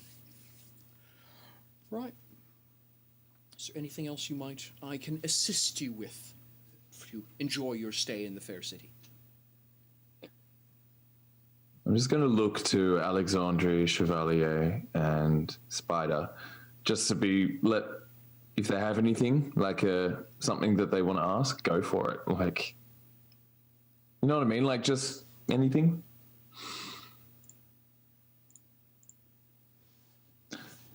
And without any reply, I say, "Good morning." Indeed, a fantastic way to end the day. Enjoy yourselves on the beginning of yours.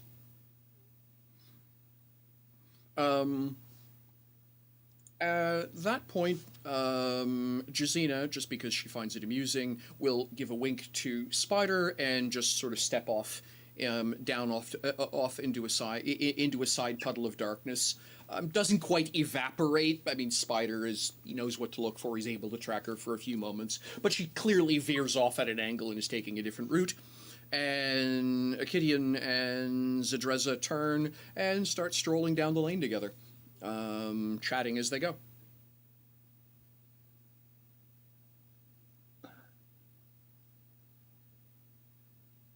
I so want to know where Jazina's going. I so want to know. I think I'm starting to like him a little bit more.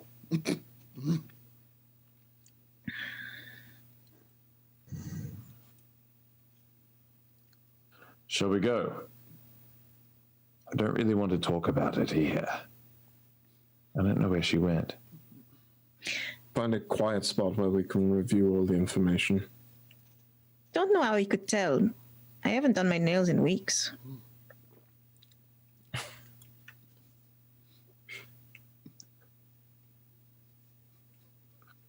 Well, week.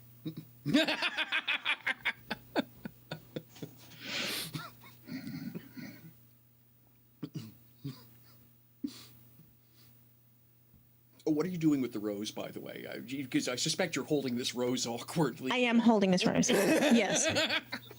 I would like to know more about this rose. What color is this rose? Black. I thought it might be. Well, okay, a black. Oddly. Black in the sense of the midnight sky dibbled in the jewels of stars.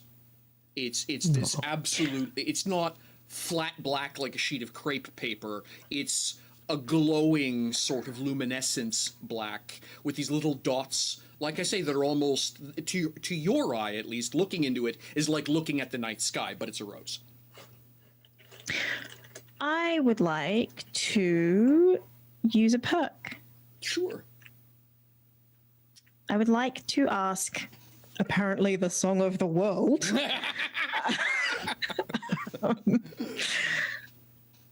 whether or not my chroma has seen a rose like this before? Ooh, good question. Give me a moment while I think about that. I think the answer is going to have to be yes. Yeah, I think it would make sense that the answer would be yes. Okay. Danke.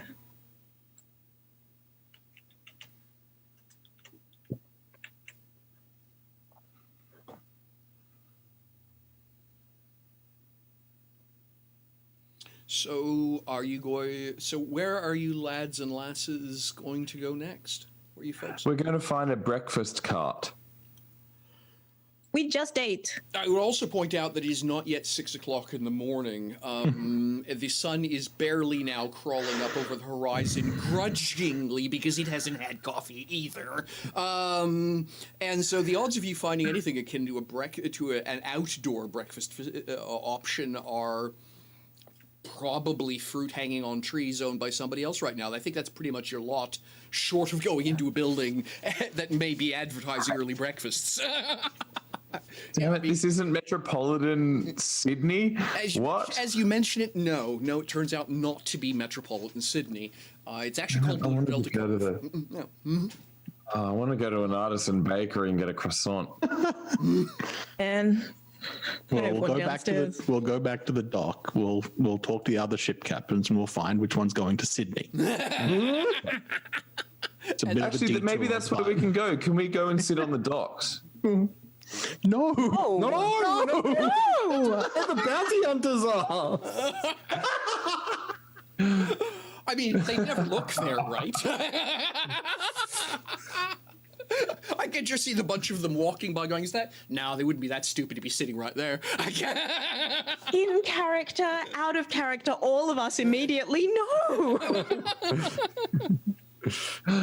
I love it. I love it that, like, both in character and out of character, Drew was serious then. Oh, gosh. Right.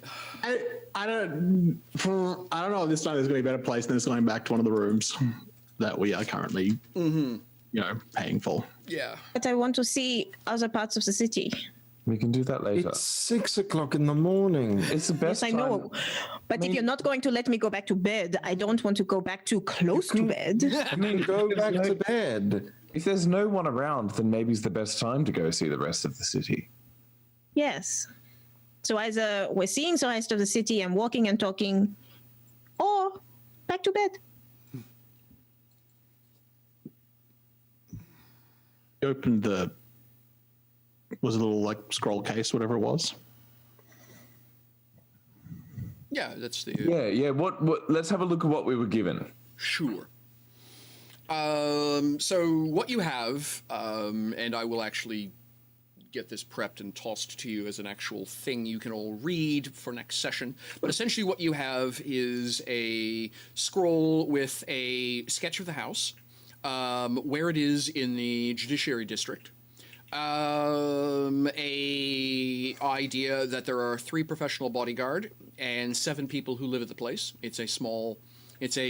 Calling it a manor is overstating it. Calling it a house isn't quite grand enough. It's somewhere in between the two. But yeah, and a note indicating basically that what you're looking for is in the house is sort of, just double check so I'm not getting this wrong. It's sort of a U shape. And the place you specifically want is it aligns the long axis of the house is north-south. It faces towards it's a C, if you will, in shape is probably more accurate. The top of the C is where the art gallery, if you will, is. That's going to have what it is you're looking for. 5th shelf in, apparently. Like, Aquidian has basically told you exactly where to go, who to expect on the way there, what they eat for breakfast. It's just very... Well, I wasn't expecting the details of, like what shelf or whatever it's on. That makes it a lot easier. What it is. Like, exactly where it is. The problem is the other chap won't give it to him. Yeah, right. So it's like on public display then, like yeah, absolutely. What it is this fellow has got an art collection that, you know, for dinner parties and whatever, you hang out in the gallery and chit chat and ooh and ah of the objet d'art. That's great. It's just that there's a disagreement over who owns one of the pieces in his gallery. Aquidian is of the opinion he does. Wonderful. Okay. So I kind of imagine that we are like wandering around in the city before dawn, and we're just like, oh, I wonder where this place is. And just as we open the scroll, there it is in front of us. yeah. Hang on a second here. What the hell? Jasper, if we were to perform a bit of a heist, what would we need? really depends which angle you want to take. If we want to burgle the thing, honestly, what I need is for the rest of you to stay quiet and out of my way. Okay. We want to go with a more elaborate plan involving deception, which I know is your strong suit, brother, but then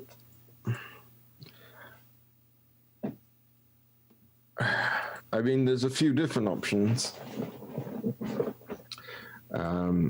We could go with a visiting art appraiser from the capital. We could go with causing a ruckus. They're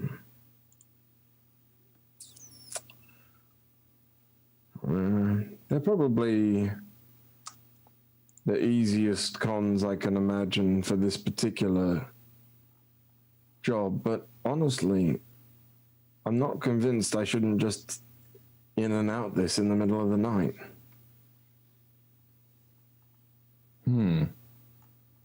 Just as any kind of security, like other than the 3 guards.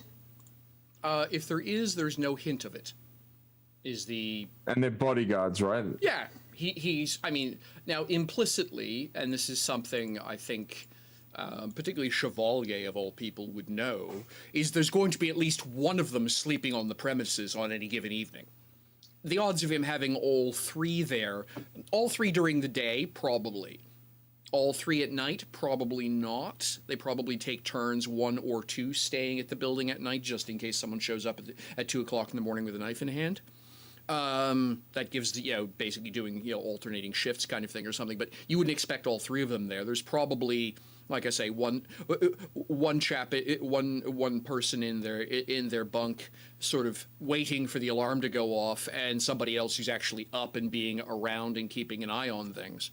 But it's not a modern setting. It's not like there's security cameras or anything. So it's physically going to be someone walking around saying, "Did I just hear something creak?" Right? Mm. I put my hand of a fantastic setting in the sense that there's. I put my hand on Jasper's shoulder and I say, "Brother, we all know that you can do this on your own, but that isn't fun. We all need to be part of this. Come on, we're a team." Are we here for fun? Well, I'm mostly maybe not here for fun, but we may as well have some fun while we're at it. Literally 24 hours ago, you had fun. Yes, and now we're going to have fun, but not so visible. Are you sure? Well, that's what we've got Jasper here for. He's going to teach us a few things.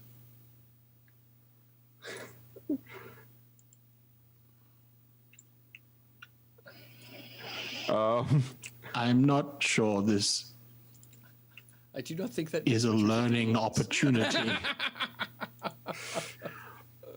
While we will do what we can, it is important to understand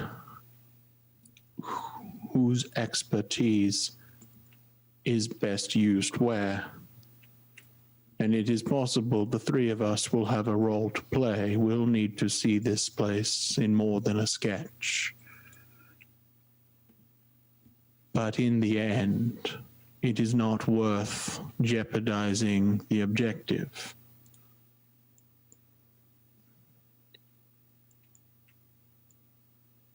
We are going to get that urn. I don't doubt that. But I also am very aware that I am not the best suited at stealth. But, my friend, either am I. But we can learn. Yes, we can.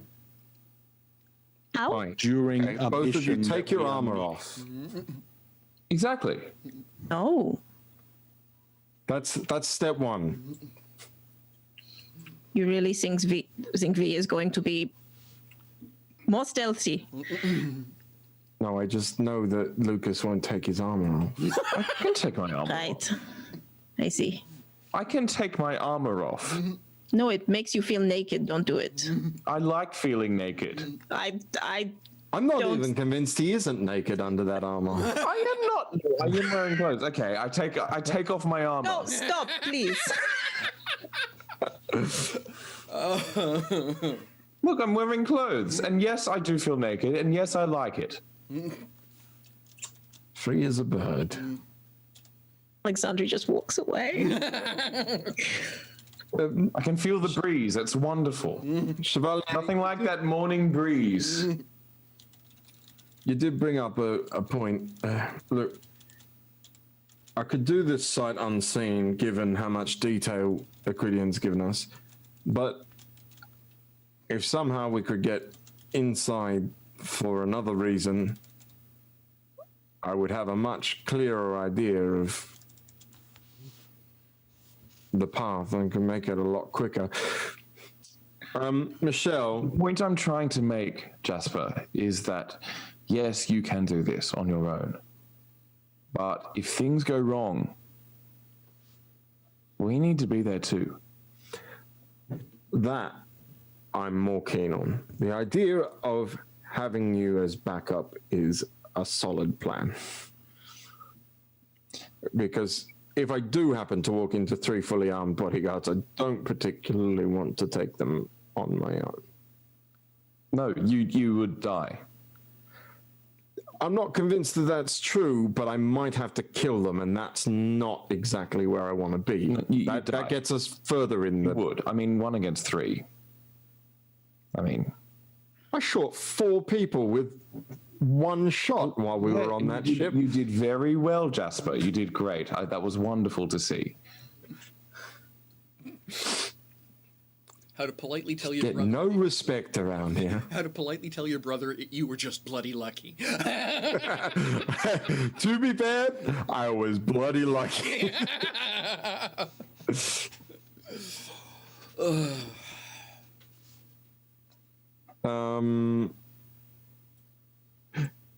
Not good at lying. Oh, that's not been my experience of you, Princess.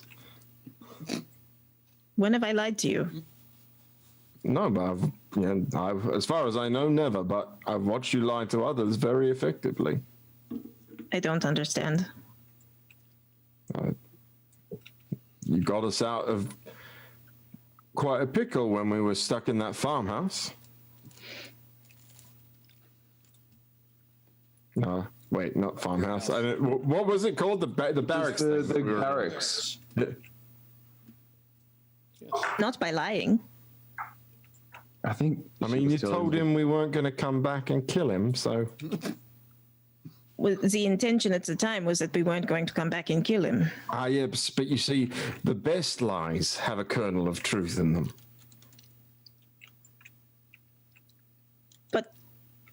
But I wasn't. That You were so convincing, in fact, that you convinced yourself. No. No. I was just telling the truth. That trick where you made the wall seem insubstantial, how long does that last?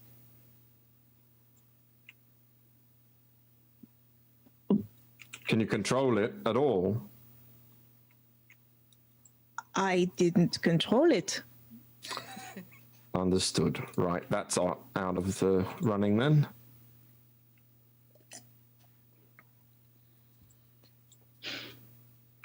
What exactly do you want to do? I just want to sneak in through a window in the middle of the night, take the damn thing, and be done with it. Then why do you need walls to... Because we have to have fun. Look at Lucas. If we're going to turn this into a competition, What? what? Everything's a competition, Alexandre. Especially between Jasper and me. Mr. Edgewater, I promise you, if we survive all of this, there will be time for fun. But let's do the surviving first. Great. Do you mind if I add a little bit of fun in there? Run it by me. Well, it's more the option to. I don't have any suggestions right now. But it would be nice to be, well, while you are doing the greatest heist in the century, at least can we be there to watch? We Look. should be on hand, but I'm not entirely convinced that causing a ruckus and a distraction wouldn't be helpful. And you do have a score to settle. Well, What? it's more. I don't really. They have a score to settle with me. To be honest, I was the better fighter. Listen, I understand that that's true. Nonetheless, if you wanted to indulge Master, whatever his name was, Lancian. sure. I imagine that the street just outside of this house, the Amandi's house, might be a suitable location for your duel. I see what you're getting at, brother. Okay.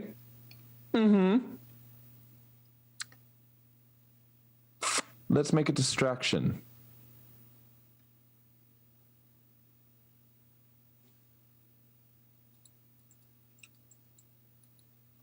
Everyone's silent, and this irks me. Yes.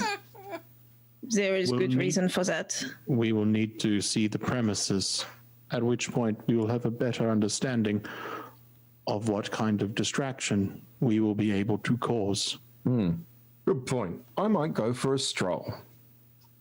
Thought we were just standing outside it. Alexandra Oh, are just we? points at the house.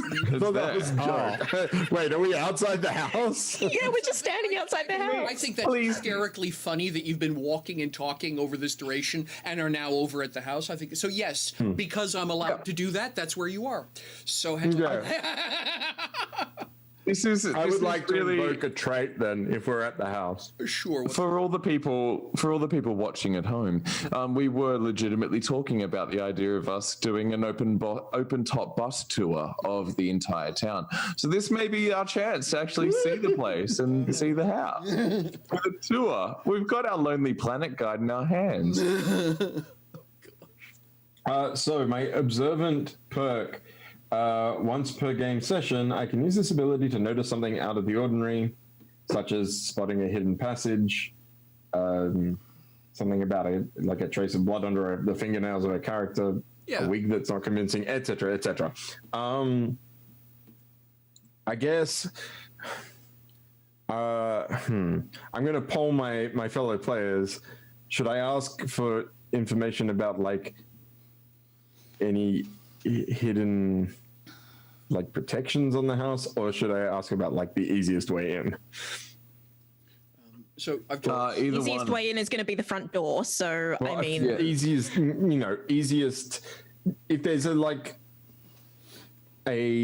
More, I reckon it's less about the easy way Ideal in, more way about the things that will stop us getting in, like the. yeah, I think, yeah, like- because my instinct would be to go like rooftop through a window, Try and get a bead on like the cat burglar. what we might not have noticed in terms of Yeah. security.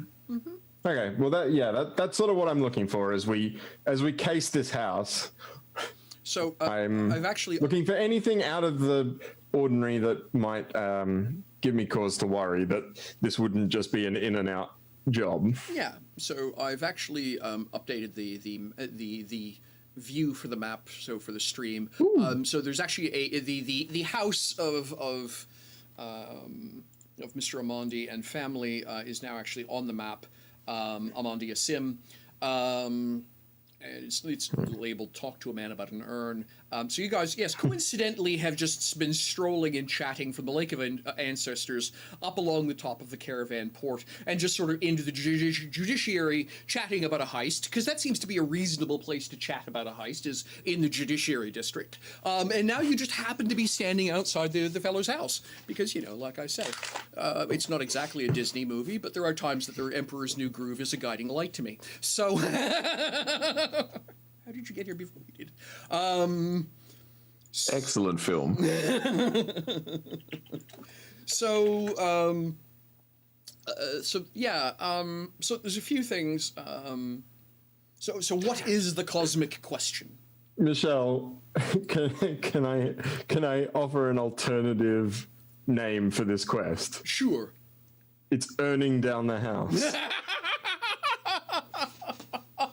leave. Just leave. out. Don't say Bye, another everybody. word. Just It's been a leave. pleasure. It's been great. Thank you. Unlawful Disorder was fantastic. It was supposed to be had a good longer run. running, but They all lived happily ever after. They got the urn, can't happen anymore. I'm sorry. and I can't work under these conditions. I mean, we're not going to go with earning trust. Oh, that's so much better. That was what was in my head, and I didn't do it because I knew Sam was also here. Oh, that's so much better. Oh my god. Oh, goodness. You know something? I think it's an excellent time for a break. And then we'll get back to big questions and the like. So, all right, we'll be back in 2 or 3 minutes. Bye. hello. All right, we're back. So the hard part with this group is when I come back from break is they're all talking about the game and getting them to be quiet long enough for us to go live again to go back to gaming. I love the enthusiasm, but there are times. No, we're getting very excited back here. When the lights go out, we keep going. I was promised more game with my game. Can I get a side of game with my game? Please, for side of game. All right. I was invoking my observant perk. Right. I would like to know if there is anything about the house, the location, anything out of the ordinary that isn't in Equidian's notes that could be like a potential pitfall for us in terms of my current plan is basically to get in and get out, like Right. So slip through a window and yeah, so there is one little detail. Small detail. It would be, and I think it's actually. I'll ask Alexandri. I think it's going to be Alexandri who points it out because I think it's the most plot appropriate character to do so. I will ask you to roll a perception roll, probably followed by a prescience.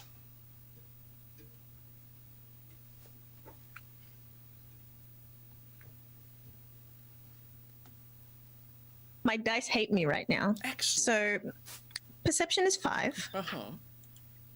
Prescience, on the other hand, 14.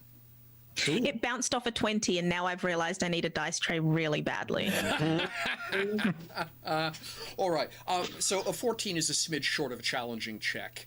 A 5 doesn't even really get to 4 or 5 doesn't even get halfway to every day. So I think what's going to happen is that while you're all collectively casing the place, in spite of the fact it's mechanically Spider asking the question, it's going to be Alexandre who realizes that her, excuse the pun, her spider sense is tingling. There is a distinct aura of magic about the place.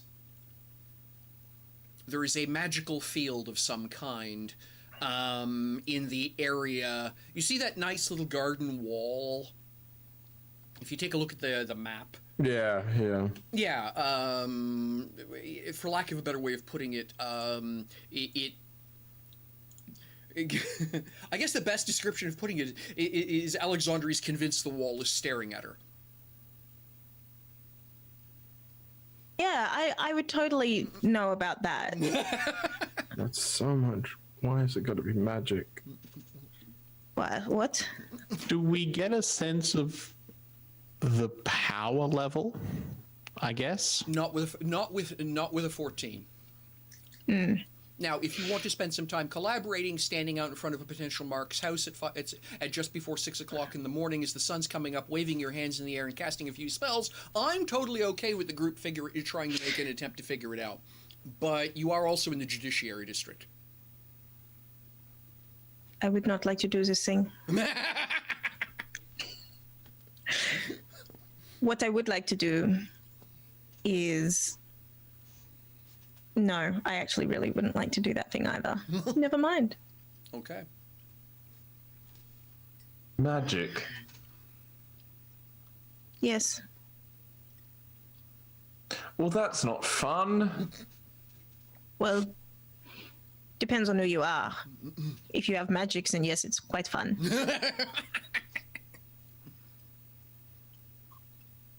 It was watching, you say?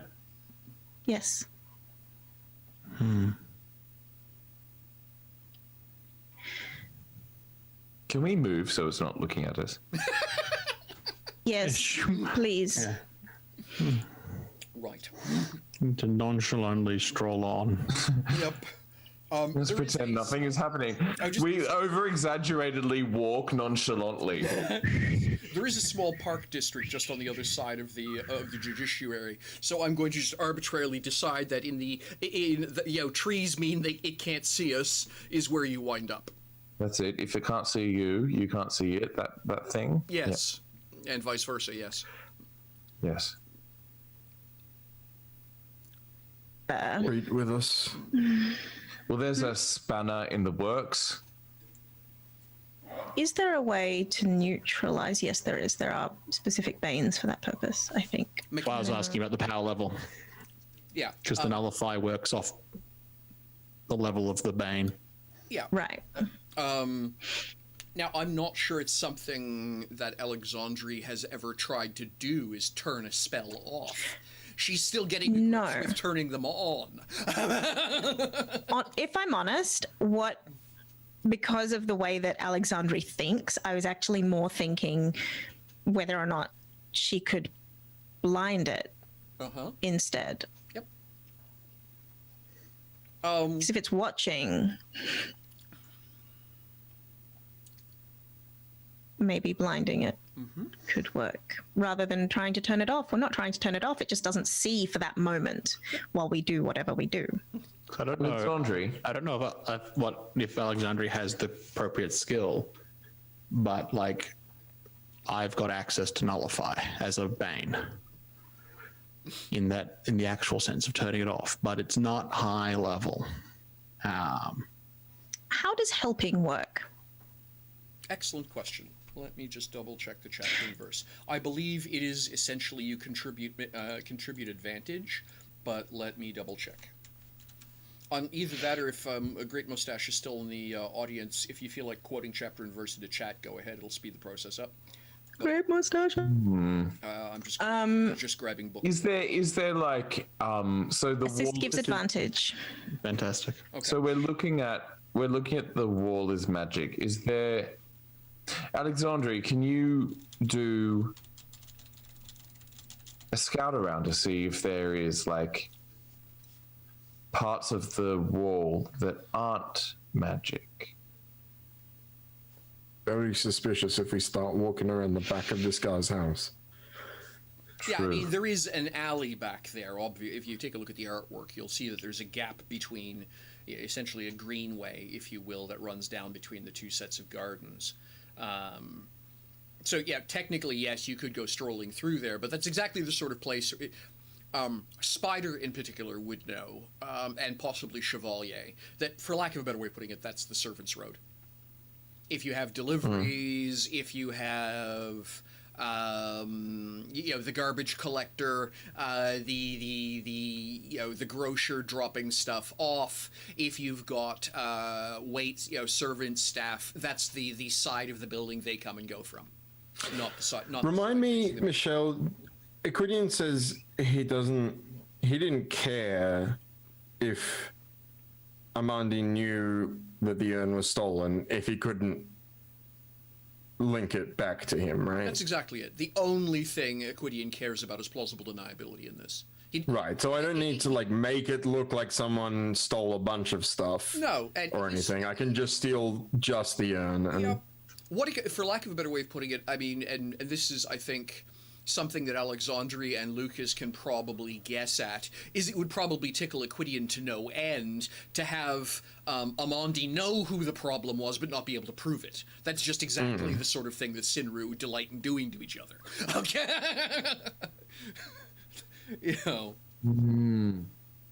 Yes, it's better than just stealing the urn, to steal the urn and piss him off at the same time. Yes. And that's sort of the, particularly at the Jazine, I think it's comment about, Equidian having a mean streak, that would play exactly into the kind of games that he would delight in. What we can do Yes. when we steal the urn is Yes. decimate all the topiary in the garden at the same time. That seems unfair to the plants. Every 10th flower must die. Strangely, I actually think I could do that. I like this. We each I don't have know a if role I to do. play.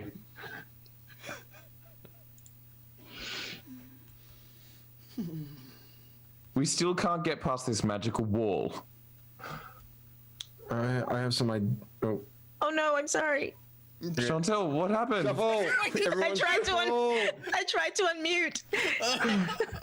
You stopped your video. Okay, so Yeah. there we go. Oh, hello. And that's Oh, hello. an awkward picture of Wow. Drew should probably... Drew, please. Change your picture, put it back on. No, put your thing back on, please. Then Jamie, then me. Yeah, so Sorry. Jeez. Sorry, what happened there? Just do We some push-ups. accidentally showed that picture. Accidentally. Very I don't know what picture it is. Just do Oh, it. you don't. No, don't turn it off again. I have to do it because No, you don't. Oh, is it you? You don't. Is it Oh. you doing push-ups or something? Yeah, Yeah. it's the one. I kind of have to because Chantel, you need to get past me. No, I think is that everything. Everything's good now. I think that. Everything's fine. Sam's We're all in the good. Sam's spot. Jamie's in the Jamie spot. Chantel's where... Okay, we're good. Yeah. Oh, When you turned yours off, that Yeah. Chantel went past you. Yeah. great. Yes. Say the wall. You say that the wall was watching you, Alexandre.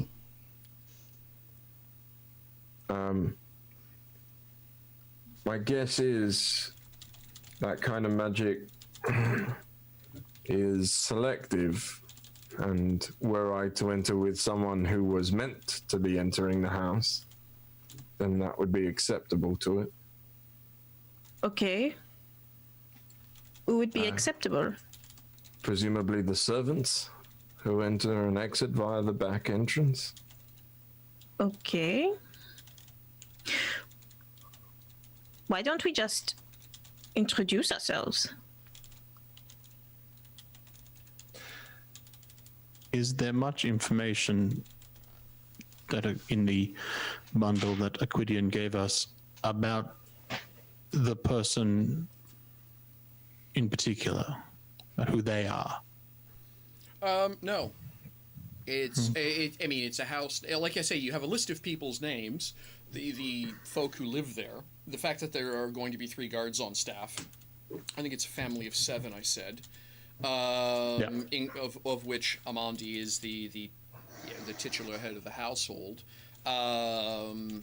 There's 3 bodyguards. Does it mention how many staff there is other than the bodyguards? No, it doesn't actually. Now, I think it's perfectly reasonable for Alexandre and Chevalier with and even Lucas with their knowledge of the Sinru society, that for a family of 7, they've probably got 2 full-time servants.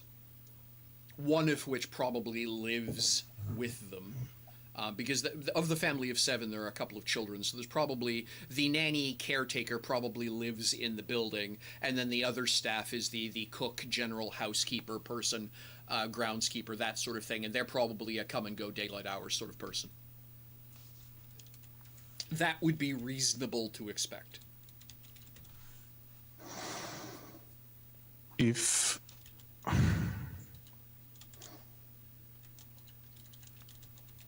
I have a limited capacity to nullify magic, I would be concerned without having more information that at the moment it is not strong enough to deal with whatever is enchanting this war.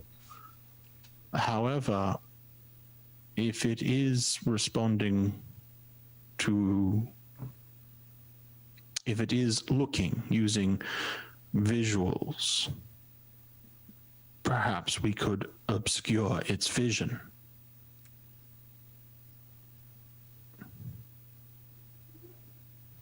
Yes. I have a question. How does magic work?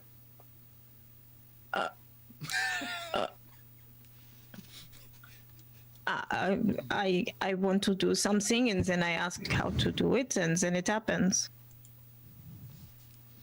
So, can we find a way to ask it to stop looking at you?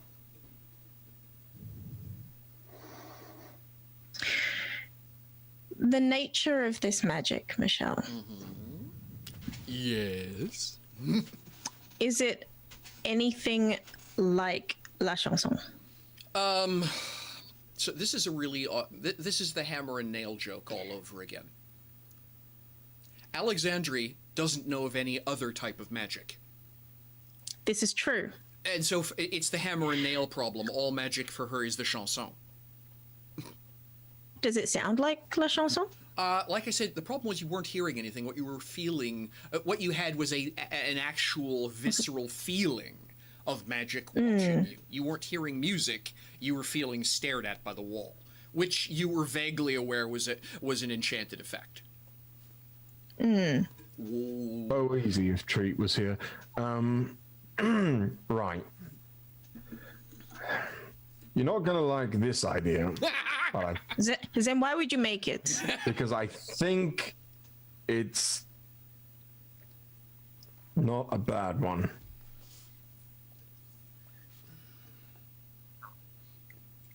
How much do we have to do this morning? Anything important that needs to be, outside in the city? Why? Alexandre might need her nails done. It's been a week.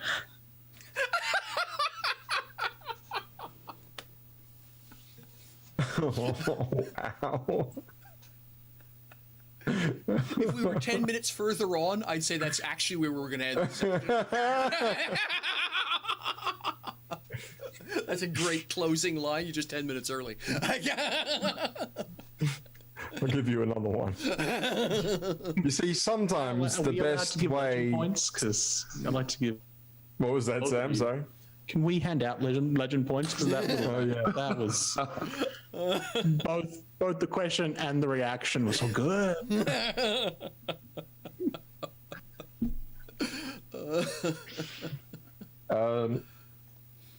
is actually, Remember the advice I gave you about ambushes?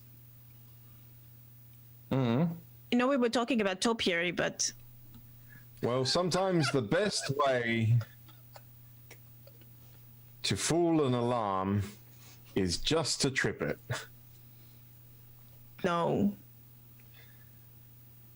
Everyone ready for a run? What, right now? I need to put my armor on.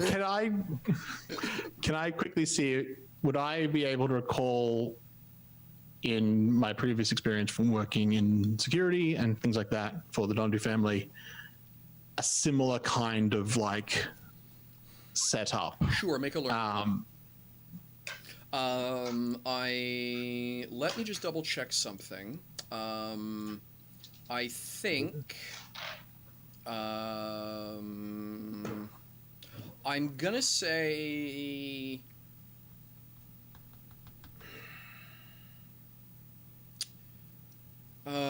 goodness. I'm trying to figure out. So, what I'm going to ask you to do is to pick one of Deception, Persuasion, Prescience. Roll it first as a idea of how well versed you are with with society. That's your social battery of skills. So you pick which one you prefer. I'm going to use it as a measure of Chevalier's social experience in your time with the Donadu, traveling through Sinru society and seeing various prestigious homes and things like that. And then depending how well you do that, we'll use that as a modifier on a learning roll as to whether or not you've actually can recall, have done this sort of thing before. What were those three options again? Deception, Persuasion, or Prescience.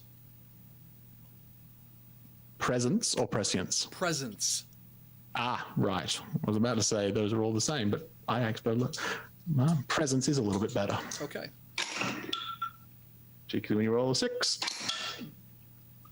25. 25. Wow. All right. I'm going to give you advantage 2 on the learning roll with that. Ooh, fun. That's an extraordinarily good roll. Yeah. I'll give you advantage 2. Because we're talking about 50 years worth of having been hanging around with people, amongst other things, people attempting to murder the family you hang out with, right? Yeah. It's a 20. 20, all right. A 20 falls into the category of a heroic outcome. You have absolutely seen this sort of thing before. In point of fact, the Donadu family had this actual sort of enchantment laid into their walls. It's literally the equivalent of a closed-circuit camera. There's going to be the equivalent of a crystal ball somewhere in the house, probably that the bodyguard is hanging out in front of, that is just anything that bothers the walls, flashes up on whatever, the viewing crystal or the pool or whatever. It's literally the equivalent of a closed-circuit camera. So it is based on, like, the wall has to see the thing, Yes. essentially. It literally, the better term for it is its clairvoyance, which sort of falls into the category of prescience as an extraordinary ability, which is the reason I wanted Alexandria to roll that to see if she recognized what the spell would be. But she never had to deal with it around she's been basically, Alexandria's how old? 18. Yeah, so it would have been background noise, and the wall would have never been looking at her anyway, so she would have never noticed. No. So, yeah. So, but for Chevalier, this is... What this tells you, for lack of a better way to put it, everybody that Chevalier ever met that had this type of spell cast on their wall was usually someone... with a colorful past, let's use that phrase. The Donadu and other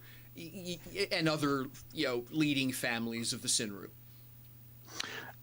Would I have, like, I wouldn't think about this, but in like a mechanical game sense, what like level of boon that would represent? Sort of like a power level scale?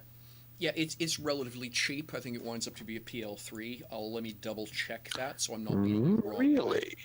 Yeah, it's incredibly limited. You basically have got to be trying to you've got to be trying to jump the wall, traverse the wall, anything that would make the quote wall unhappy. Beating the wall with a stick will do it. Walking down the street and ignoring the wall, it could care less. It's incredibly restricted in what this ability does. Technically, if you fly high enough over the wall and drop down, the wall doesn't see you. You had nothing to do with the wall.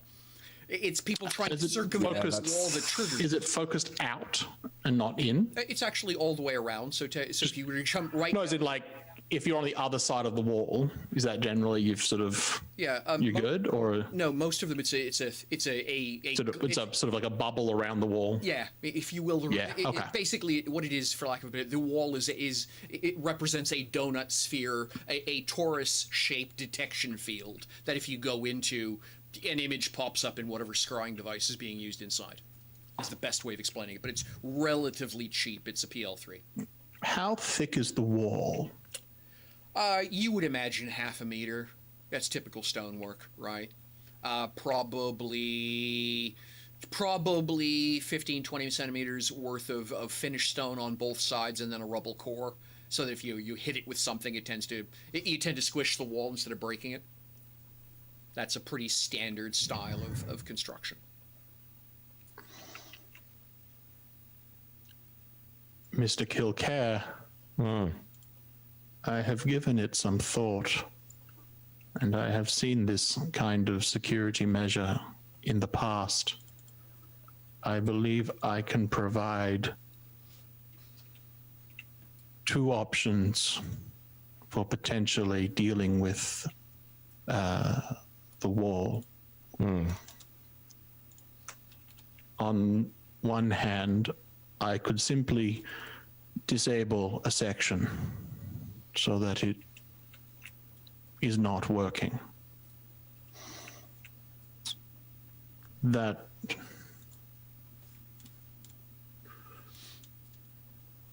would What exactly potentially... does it do? It's some sort of alarm. It will trigger the visual of what is happening around the wall. If it is triggered, is projected to a set device, usually some kind of crystal ball or other kind of viewing focus. It would be somewhere that the security would have access to, and if they see something that they feel requires further investigation, they would take some action depending on what their protocols and training dictate. So I feel like I could disable a section of the wall for a time. I could also obscure its vision. The other option, potentially, is that we just give it something else to look at that they will have to respond to. And then there might not be someone there to see you. And if I don't touch the wall... It is not about contact with the wall. It is more proximity. There would be an area around,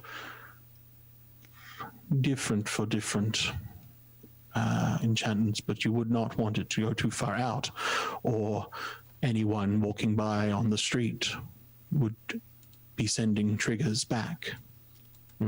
How tall is the wall, Michelle? 2 meters. It's got. I mean, it's 2 meters of solid masonry, and then there's your usual pigeon spikes on the top. How tall is the building? It's a 2-story building, so probably 4, 5, 4, a minimum 4 meters, probably closer to 6. We like first floor, second floor, plus a peak roof. Yeah, you're probably actually more like 2.5, probably close to 7 meters tall in the attic. What's this building down to the south of it, though? That's too, like, they're not close enough, are they, for some high-flying acrobatics? That would be a pretty epic jump. Let's do it that way. Yeah, I imagine the one from the north is doable, but the problem is the walls in between them. Yeah, and who knows if that house has its own bullshit. Yeah, like I say, the Sorry. I was just gonna say yes. The biggest single thing to keep in mind about it is, like I say, it's not something that everybody does. As I say, Chevalier's experience is it's families with a colorful background is the sort of phrase that I think I'm actually going to attribute that one straight up to Grand-Mère as to why she was having it put into the walls. You know, when you guys gifted a particular house and Chevalier going, "Why is the wall staring at me?" and her comment was, "This is the sort of thing that goes for families with have colorful backgrounds." I think that's going to sort of be the flashback. You know, this reminds me of a job I did in Capital once, and a man with a mustache said to me, "The best way to get over a wall is with a catapult." Is he still alive? Not to my knowledge. Gosh. I mean, I'm telling you, I can just turn off a part of the wall. I think Okay. that's a much more reasonable Here we go. approach. Chevalier, can you turn off part of the wall, please? We need Yes. a good excuse. Jasper, come here. Yes. And I Wait, pick you mean Jasper now? up. What are you doing? Chevalier, We're turn not off the doing wall, this please. now. Lucas, stop. I've got that's where- Jasper above my head. And we're going to actually stop at that moment with. And that's where we're going. We'll with Chevalier going. Spider dressed as this refined elf woman. Devilled Lucas. It's an excellent place to wrap the scene for this week. Brilliant. You'll have to toss me. You said catapult. Well, that was a recommendation from Great Mustache in chat. Man, I was wondering. I thought that's what the man with the mustache did comment. And then, of course, he's still alive. Not to my knowledge. All right, ladies and gentlemen, and everybody else watching, thank you very much. That's it for us for this week.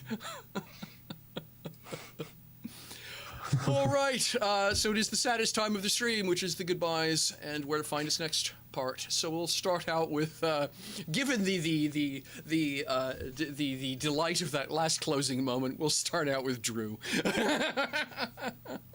Bye, everybody. I am Drew. You can find me on Twitter at Drew Wilson. I am an actor, a writer, and a puppeteer.